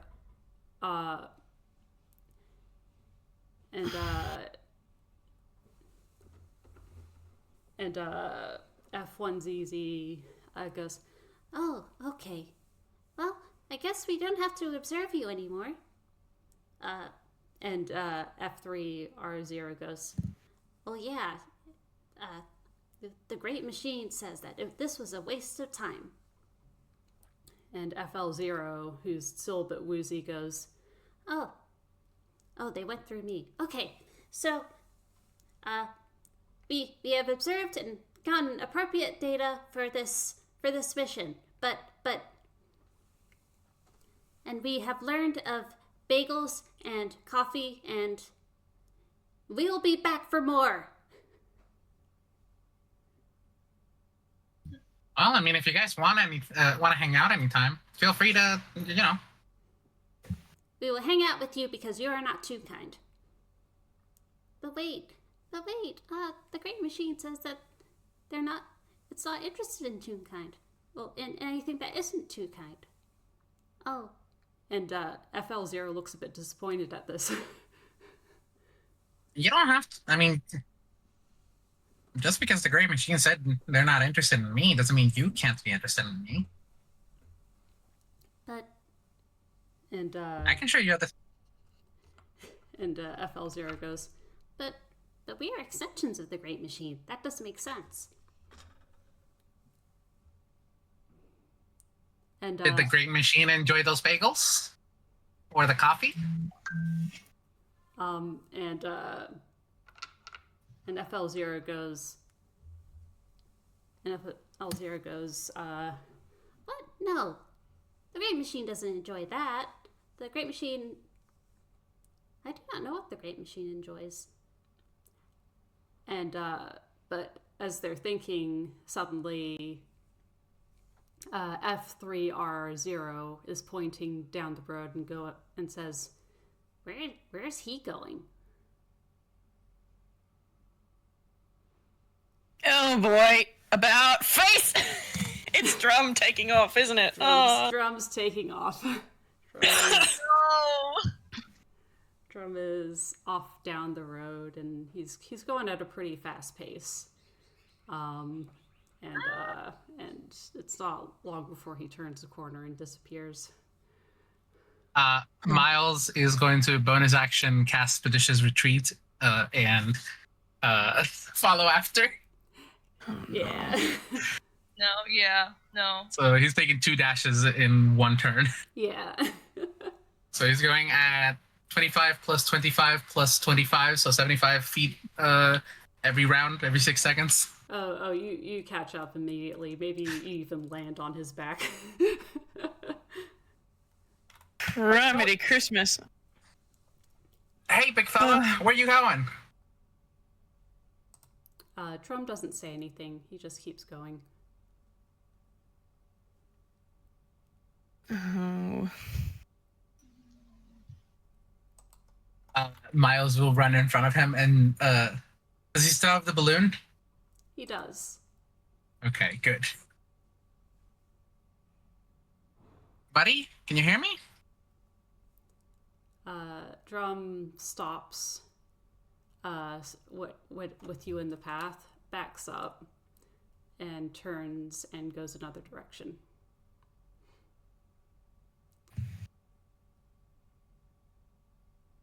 Have the other two caught up by now? I'm trying. Yeah. You're a barbarian. You should have plenty of speed. I have also Expeditious Retreat, and I would also like to use that as well. There you go. Yeah. Chif is left in the dust. Oh, no, He's got Chif. 30 foot and no extra retreat. He can't keep up. Oh no. He cannot keep up. The 3 UFOs kind of they look at each other a bit confusedly,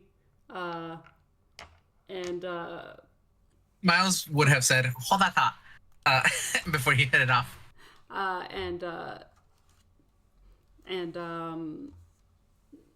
F3R0 goes, "You can't hold a thought. That's not possible." And the 2 FL0 and F3R0 decide they've kind of had enough of the situation, and they shoot off in another direction. Before they go, because I was just thinking that because Chif can see that they've both retreated after Drum, and he knows that he can't keep up with that, I don't think he would have actually made chase, because that's daft. Yeah. They could go in any direction, Yeah. but he does know that Drum's got a balloon, so he can always locate object to just Go. figure out where they've gone. So he's still standing with the UFOs. Yeah. And before they take off and he decides to figure out how to track the others down, he might just look at the 3 and go, well, I can say that it's been a enlightening day, but the Great Machine just told our friend that he was now defunct, and that has really upset him. And if you think of nothing else, maybe think about what you might feel if it were you instead. And then he's going to turn and start to head towards the rest of the group. And FL0 frowns and goes, That won't be a problem, because we'll never be defunct.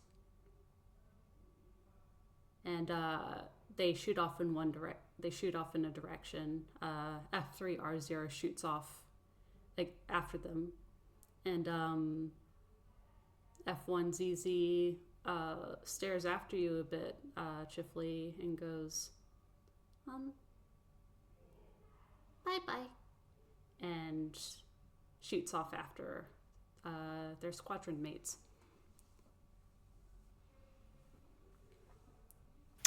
Oh, Chif will just leave them to it. Yeah. And he's going to locate object on Drum's red balloon. Yeah. And just sort of zero in on it when they eventually stop going at speed. Where you end up is actually the park. Chifley, you see Drum and you see Rowan and Miles, and Drum is sitting, treads up, like sitting like a kid would almost, sitting treads up at the duck pond. Oh. It's like Wally holding onto the treads. Yeah. Cute. And Come join the rest of the group. and Has Drum said anything, by the way? no, In the meanwhile, Drum is just quiet. Miles is looking at Rowan. Yeah. Rowan will look up to Drum, trying to, trying to say something, but he doesn't really know what to say, because what the others have said to him was so disheartening, and it was very sad to see how Drum reacted to it. So he doesn't know exactly what to say, and to have no response back from Miles now sees that he's very, very much hurt. And he would try like to speak up to say something. Drum is just staring at the ducks in the pond. And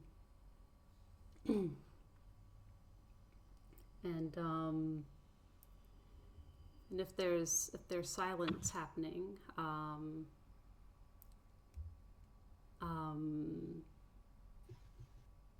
you might hear another voice go, "Oh, well, this is a sight."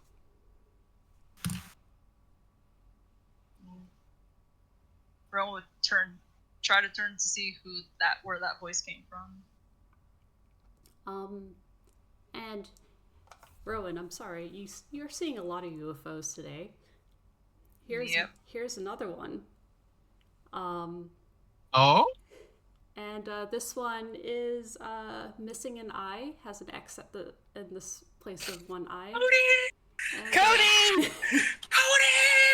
And it's Cody. And Cody is hovering there in their winged mode and holding a bag of peas. Oh.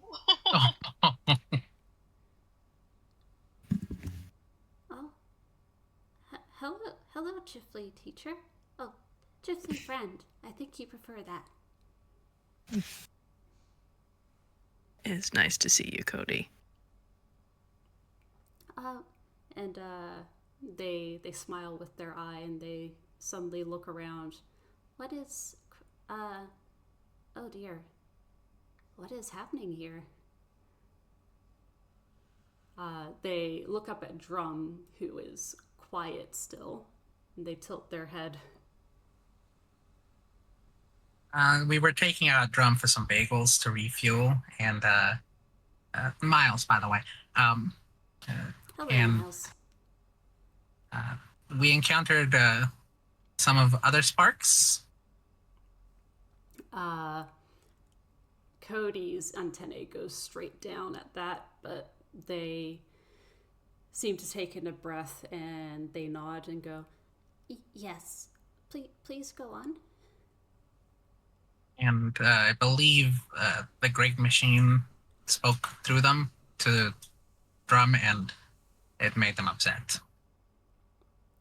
And Cody, they look kind of shaken they look wide-eyed and they look a little bit hard to read, but you can tell that this news has alarmed them and made them sad. But then they look at Drum and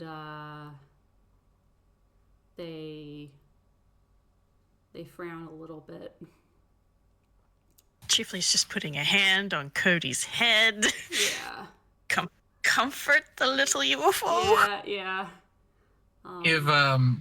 If Drum doesn't speak at all, Miles would like to cast Jump again to get on his shoulder. Oh, yeah. You can do that. And The one last attempt that Rowan will try to do, because it was on his head earlier, he would take the little rubber duck that Drum has given him, and he'll put it on his hand, on Drum's hand. Drum looks at the rubber duck. And Drum lifts up the rubber duck and holds it in both hands. And looking at the rubber duck, he starts to speak and says,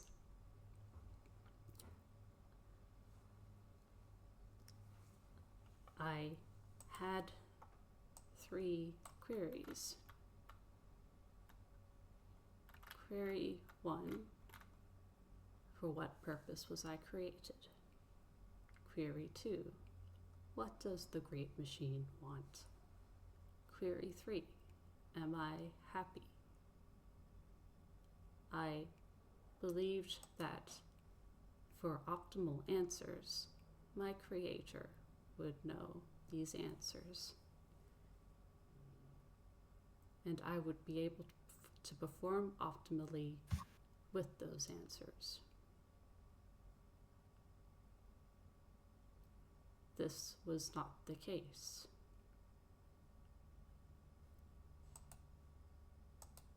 I was created to be ultimately cast aside. That does not make me happy.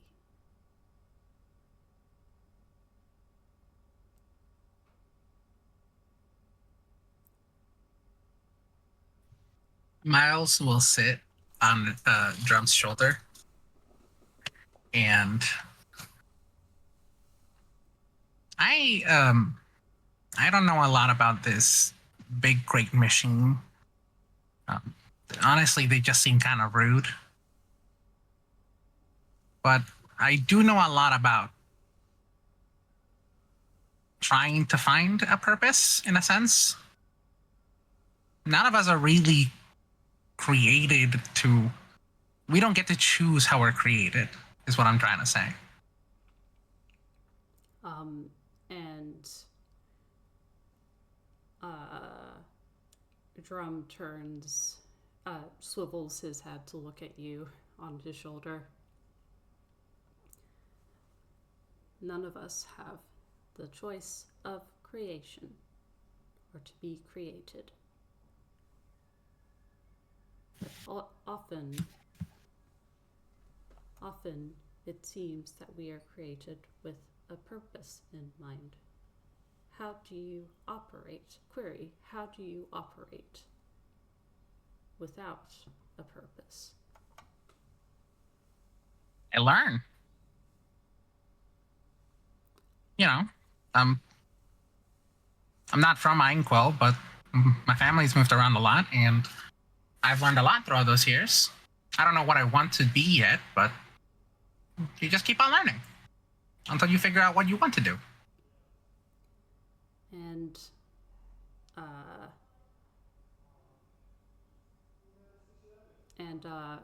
Drum swivels his head and looks at the rubber duck again, and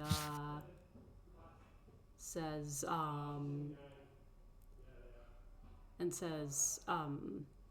you learn.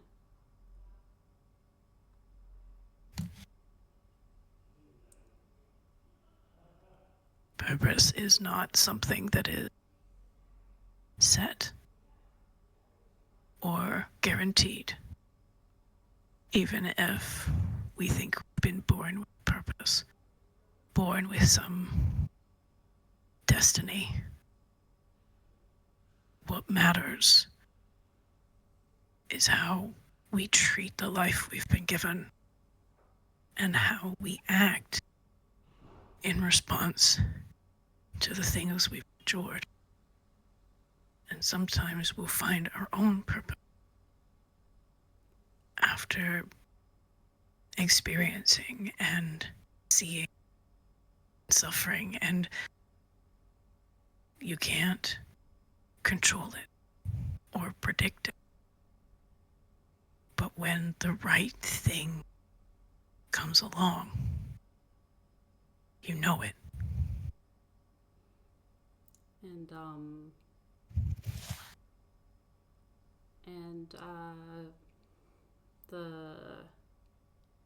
Drum kind of,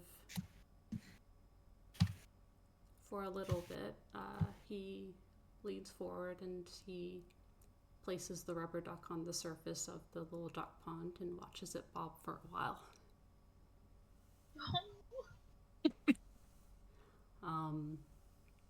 And Cody is looking at you, Chifley, and kind of beaming a little bit.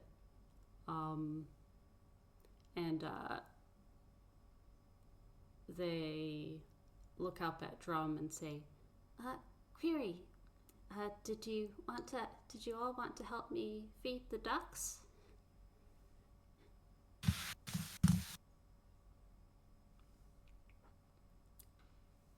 I mean, I would love to join you. Chifley's looking at Drum to see what Drum's reaction. Drum looks at the ducks and goes, "Query, why are some ducks simply quacking and other ducks speaking?" And Cody kind of laughs a bit and says, "Oh, I ask that question too a lot, but there doesn't seem to be an answer."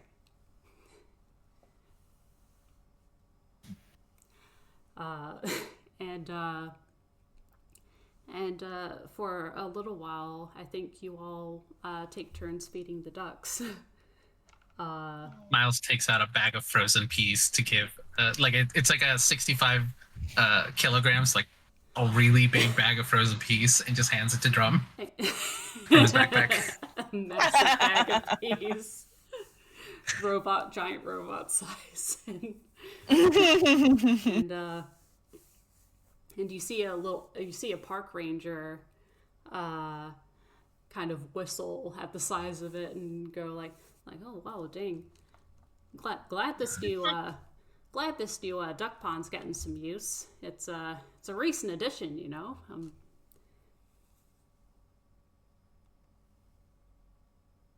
It's a nice duck pond. Yeah, so it was kind of, we didn't plan for it. See, something hit, something kind of made a crater here, and it filled with water real quick, and a bunch of ducks moved right in, and it works for us.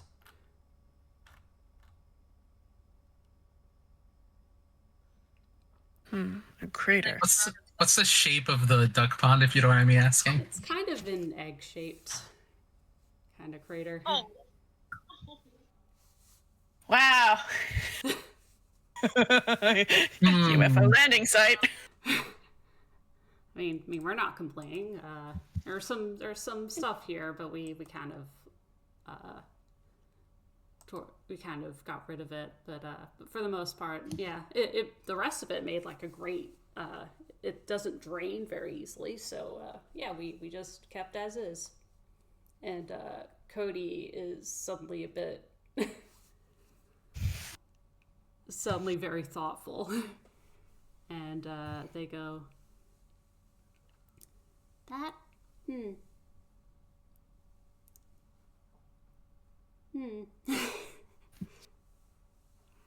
Anyway, y'all have a nice day. And they walk away. And Cody is still thinking, and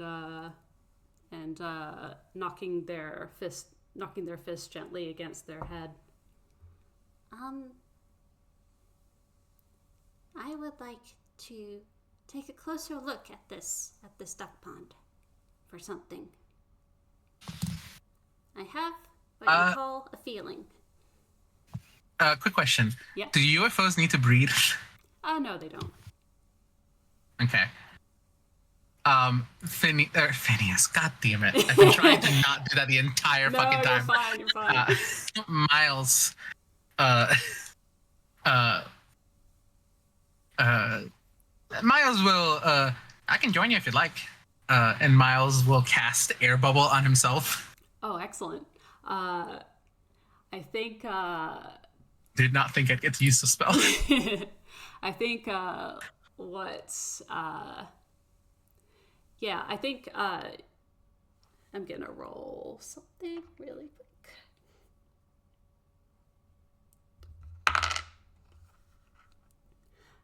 So I want all four of you, well me included, to make an investigation roll. Alrighty. Can I roll with advantage since I have a giant air bubble around my head? You have a giant air bubble around you, yes. Investigation? Yeah, investigation. Alrighty. That's not rubbish. I rolled Be better. 2 12s. But that's +6, so that's an 18. God, I'd love if my keyboard worked. Thank you. Yeah, Nope, that's not a 1. I meant to put an 18. Oh. There we go. Okay. for me, it's an 11. Chiff can't get super close to the water because, like, if he goes in it, it will start to, Yeah. which is not helpful. So, no. like, he's only sort of like leaning down and looking from the shore, so he can't get too. I think you definitely get it, Miles, and you see something green glinting at the bottom of the pond, and it catches your eye, and it looks a little bit squarish shaped. You can't quite make it out. Miles gets down to his bottoms, trunks, like Yep. his pants, Yep. because he's going in the water, so you know. Yeah. And starts swimming down to get it. Do you grab it? Yeah, I'll grab it. Yeah. As you grab it, you suddenly hear you feel like you've been shifted a little in time and space. Oh no. And you hear a tune in your mind, and it goes. I'm gonna play this out loud for the recording, by the way. Yeah. Okay.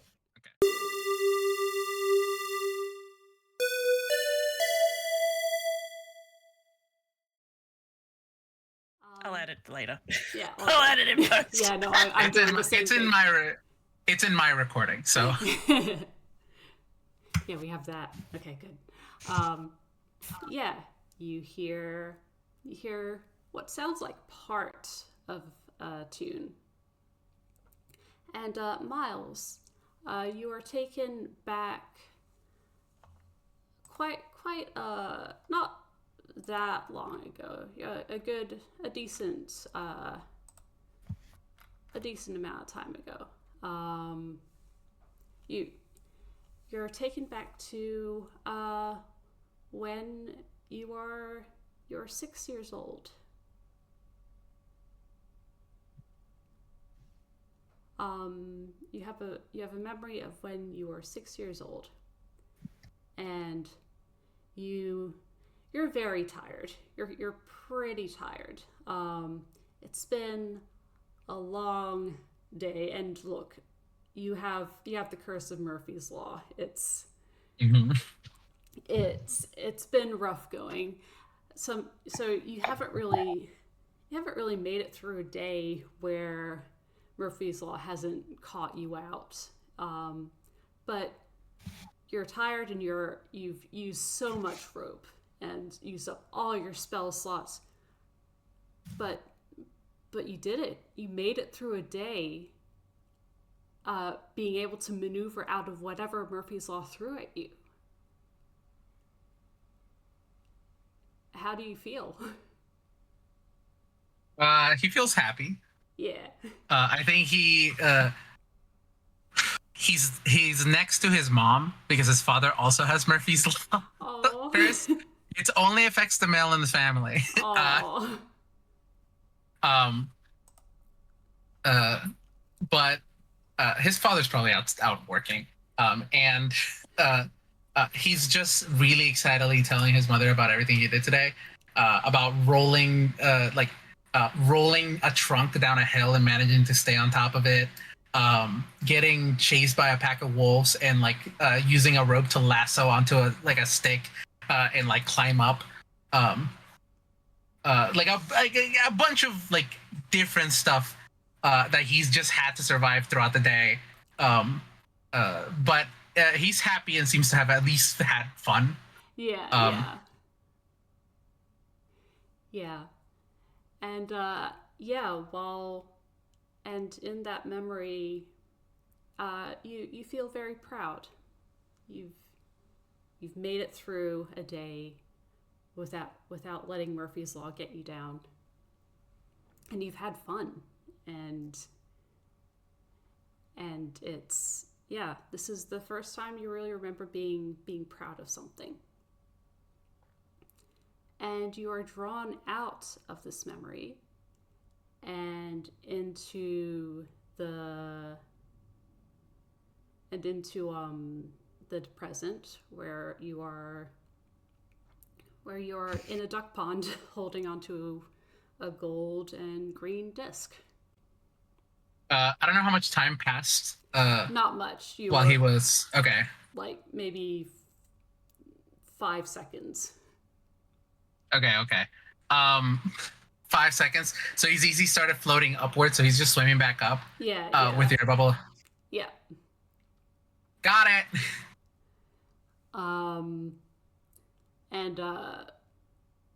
And everyone around you heard a muffled singing underwater. Actually, I'm gonna leave this up to you. Jade, whenever you hold that for the first time, you are compelled to sing along with the tune you hear in your head. Really funny because Miles technically does come from a musical show. Oh yeah. where there is singing. Yeah. So I just imagine he does get picked up in the whole thing, and he begins singing along. Yeah. So from underwater it was a bit muffled, but everyone could hear you. Or for soundtrack cartoon purposes, everyone can hear you perfectly. Yeah. And Chifley actually, if you're listening to the soundtrack, all of the other soundtracks silenced for a bit while this belted out, and now everyone's soundtracks are resuming. I'd like to imagine. I don't know how long does the song last for? If you don't mind me asking. This little part of the song lasts as long as it went. So. Okay. How long does Miles sing for? That's my question. About the same length, but. About the same length. Yeah. It's a very, very small tune about finding yourself and being proud. Aww. That I'd like to imagine at least drum hears. Yeah. I really like that.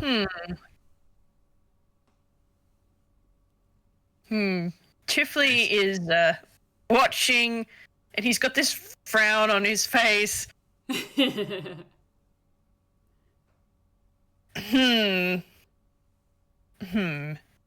might have to talk to M1A about that. Yeah. And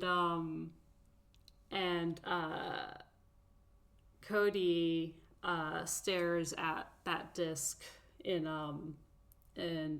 Miles's hand and goes, "It's another one." another one what? Another one of these, and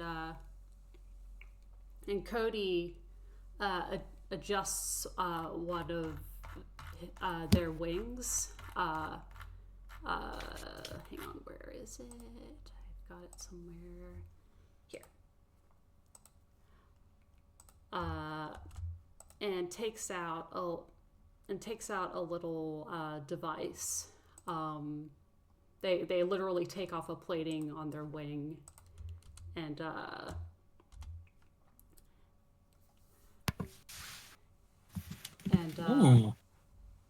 quickly point at the small device inside.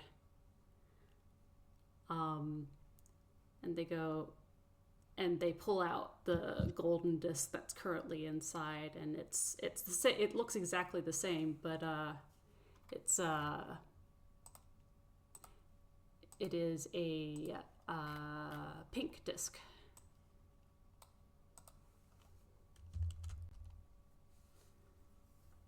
Oh, is it called First Refrain? Is it the one in player discussion? Yeah.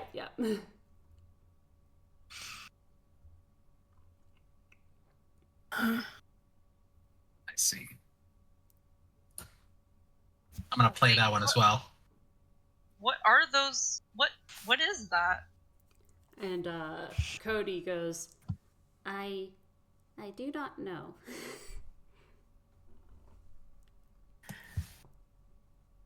It's music, though. Isn't it? It is. It's music.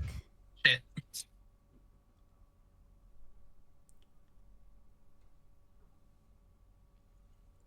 We discovered M1A, Tally Friend, and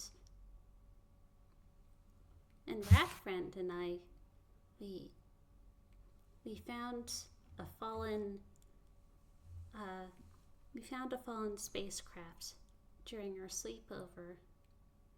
And when Tally found this disc, and they showed the pink disc. Tally Friend sung along. I did, and they look down at the pink disc and then the green disc, and they go, "These discs, I think they fell with the spacecrafts that have landed." I'm back. I'm so sorry. No, it's okay. My phone went off. What did I miss? After its music. Cody was just explaining how Tally, during their sleepover, got her hands on a similar disc, and also sang aloud to it.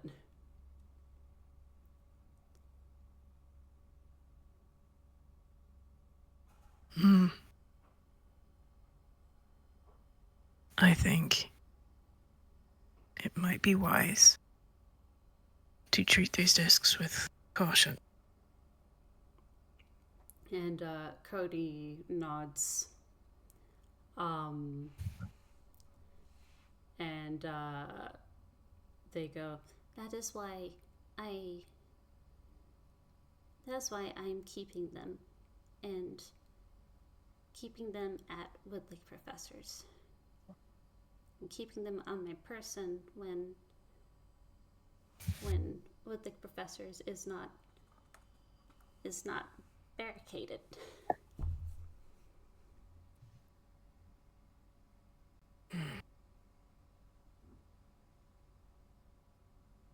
So that would mean that there's multiples out there.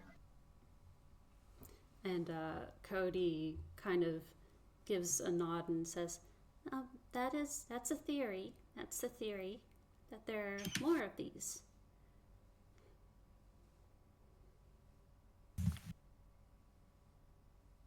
It All they do overpowered the soundtrack of the scene at the moment. Sorry? When it played. It overpowered the soundtrack of the scene. They're very significant. and Cody tilts their head a little bit for remembering what you mean by the soundtrack. And they go, "Oh, hope that means they're good." I mean, it definitely felt nice. It gave me it brought me back to a nice memory. So. And Just now? just No, when I touched it. And Cody frowns and goes, "I hope Tellyfriend had a nice memory too."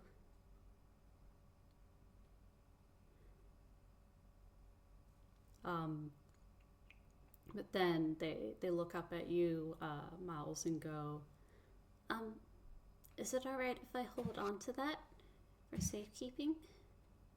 Oh, yeah. It seems like it's probably more yours than mine. And they gently take it, and nothing happens. Chifley has got that frown of sus. Might be worth talking about at another point in time. Yeah. Mm-hmm. Yeah, Cody files it away into the device and replaces the plating on their wing. And they tweak it a little bit, and it's like it was never there. But they think to themselves, "Well, I'll have a lot to report to M1A this evening." Miles is moved on to back to drum, by the way, and he's wet, by the way. He fucking survived himself. Miles is basically went swimming, and he just tells Drum, "Drum, you should get in the water. The water's great." Drum considers this, and they go, and he goes, "Query, am I waterproof?" I mean, you walk in the rain? And I think it's this moment where suddenly something shoots onto the scene and goes, "Okay, I got statement. I have a stunner. I have something to stun Drum Fred so that Drum does not contact the Great Machine."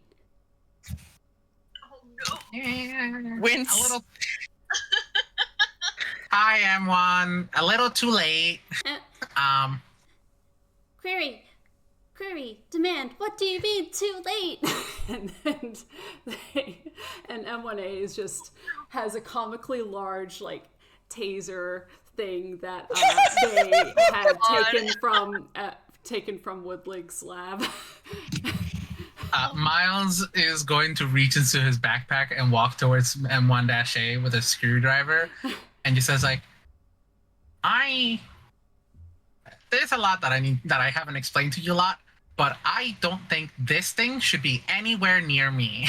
And he just takes out the screwdriver and unscrews one thing, and it falls apart. And when they stares at like the when he just stares at like what remains of it in like what could only be described as simultaneously horror and like and awe. Chifley will close the gap between them and M1A, and he's just gonna go, "Unfortunately, Drum has gotten their answers." And M1A kind of droops, and they go, "Oh." And they look at Drum, and then they kind of frown, and they say, "Observation. He does not seem so, he is not acting as I expected." And Drum is just kind of at the pond side poking at the rubber duck that's floating around.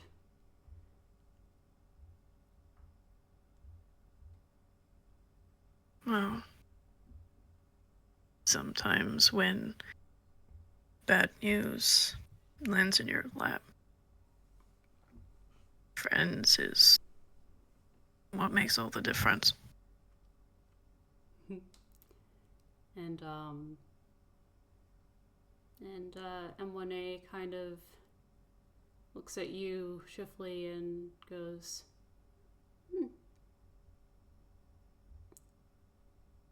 That's a good observation, Chifley, friend.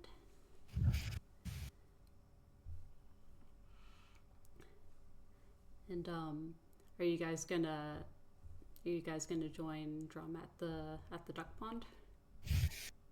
Yep. Miles will tell Rowan, "Hey, Rowan, you should get in. The water's pretty great." I believe you on that, but I don't think Water and I kind of agree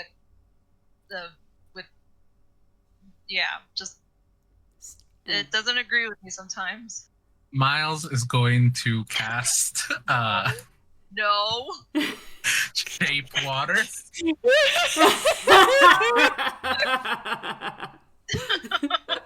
And you just see as Rowan is talking, you see like a big bubble of water come up and behind Rowan, and above him, and Miles will just turn around and just say, "Well, suit yourself." And as he turns around, the water just falls off. Before it even happens, he just thinks at that moment, "Why did I say that out loud?" And then it hits him. And Miles starts running. and Drum says, statement: Water seems to like you, Rowan, friend. Aw. Oh. Completely soaked, but he smiles at when he says it seems to agree with me a little too much. It is. And then his fur just gets completely poofed out after. Now he's a big cotton ball. M1A shoots over and starts like petting at the fluff. He's not surprised at that. And Cody is content to continue feeding the ducks. And I think at this point we'll pull away, up, and away from Toontown, away from Einquell, and away from Zori.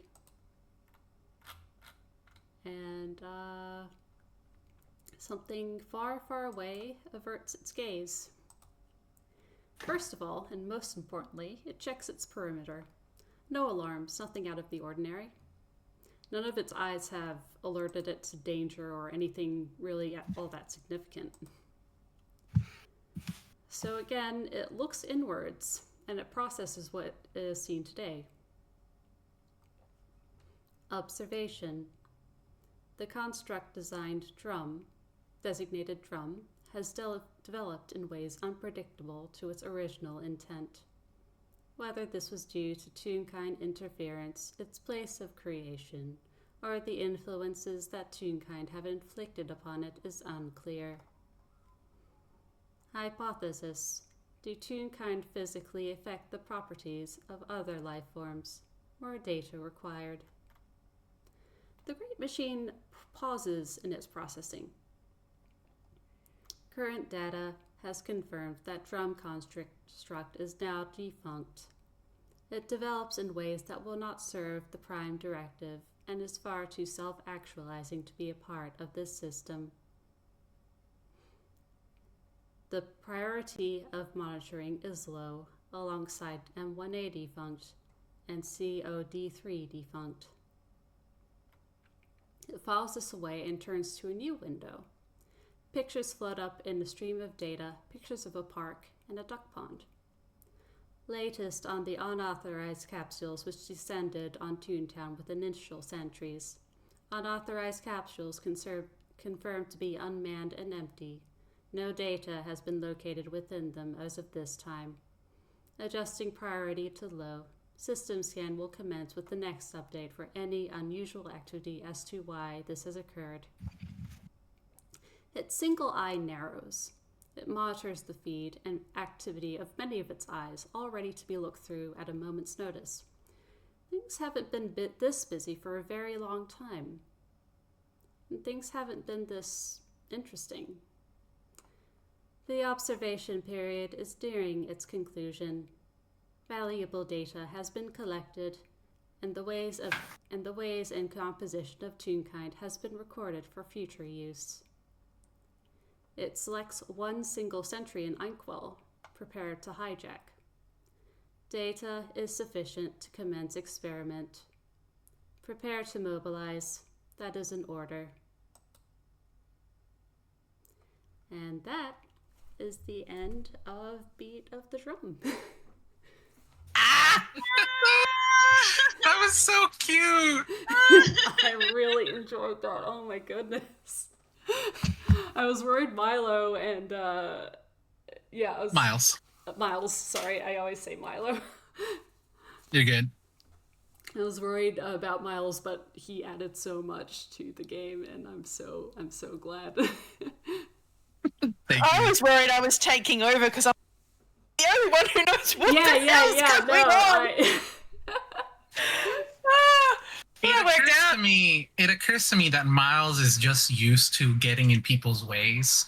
Yeah. Mostly because of his source material. Yeah. That he's naturally curious and will help. And Rowan is kind of like, I work here. What are you guys doing? I'm literally just here. What's happening? But also, my friend is really sad. How dare you? Yeah. I love that the rubber duck came around. Yeah, no, I'm so glad that ended up being a thing, because That was great. Did you have the duck pond planned beforehand? I did have the duck pond planned, but whenever the rubber duck came up, I was like, Oh my god. Also the disc, the floppy disc. yeah. And the happy memory. Oh. Yeah. I generally one thing I wanted to say to Drum that I didn't get to say was, like, obviously none of us get to choose how we're created. Yeah. Especially, like, I fucking came out cursed. What do you want? Yeah. Like, yeah. I also wanted to say some things, but I didn't know how to all work it out. So I'm like, stuck. But like, I care. Yeah. It's okay. I'm glad I was able to give Chif that little one-liner at the end here, because like when he was asking his questions at the beginning, I'm like, I know exactly what Chifley would say to all three of those, but I feel like that's endgame stuff. So straight away. It's like, oh, game over. Like 15 minutes. Thanks for coming. What a fast game. Oh dear. Well, we could. Alrighty. Well, you could. Well, Rowan and. I'm gonna stop recording. Yeah. Yep. All right. But yeah, thank you Bye-bye. all for listening, listeners of past and future and present. Thank you very much for tuning in, and we'll see you next time. Bye-bye. Bye. Take care. Bye. There we go. You wanna migrate?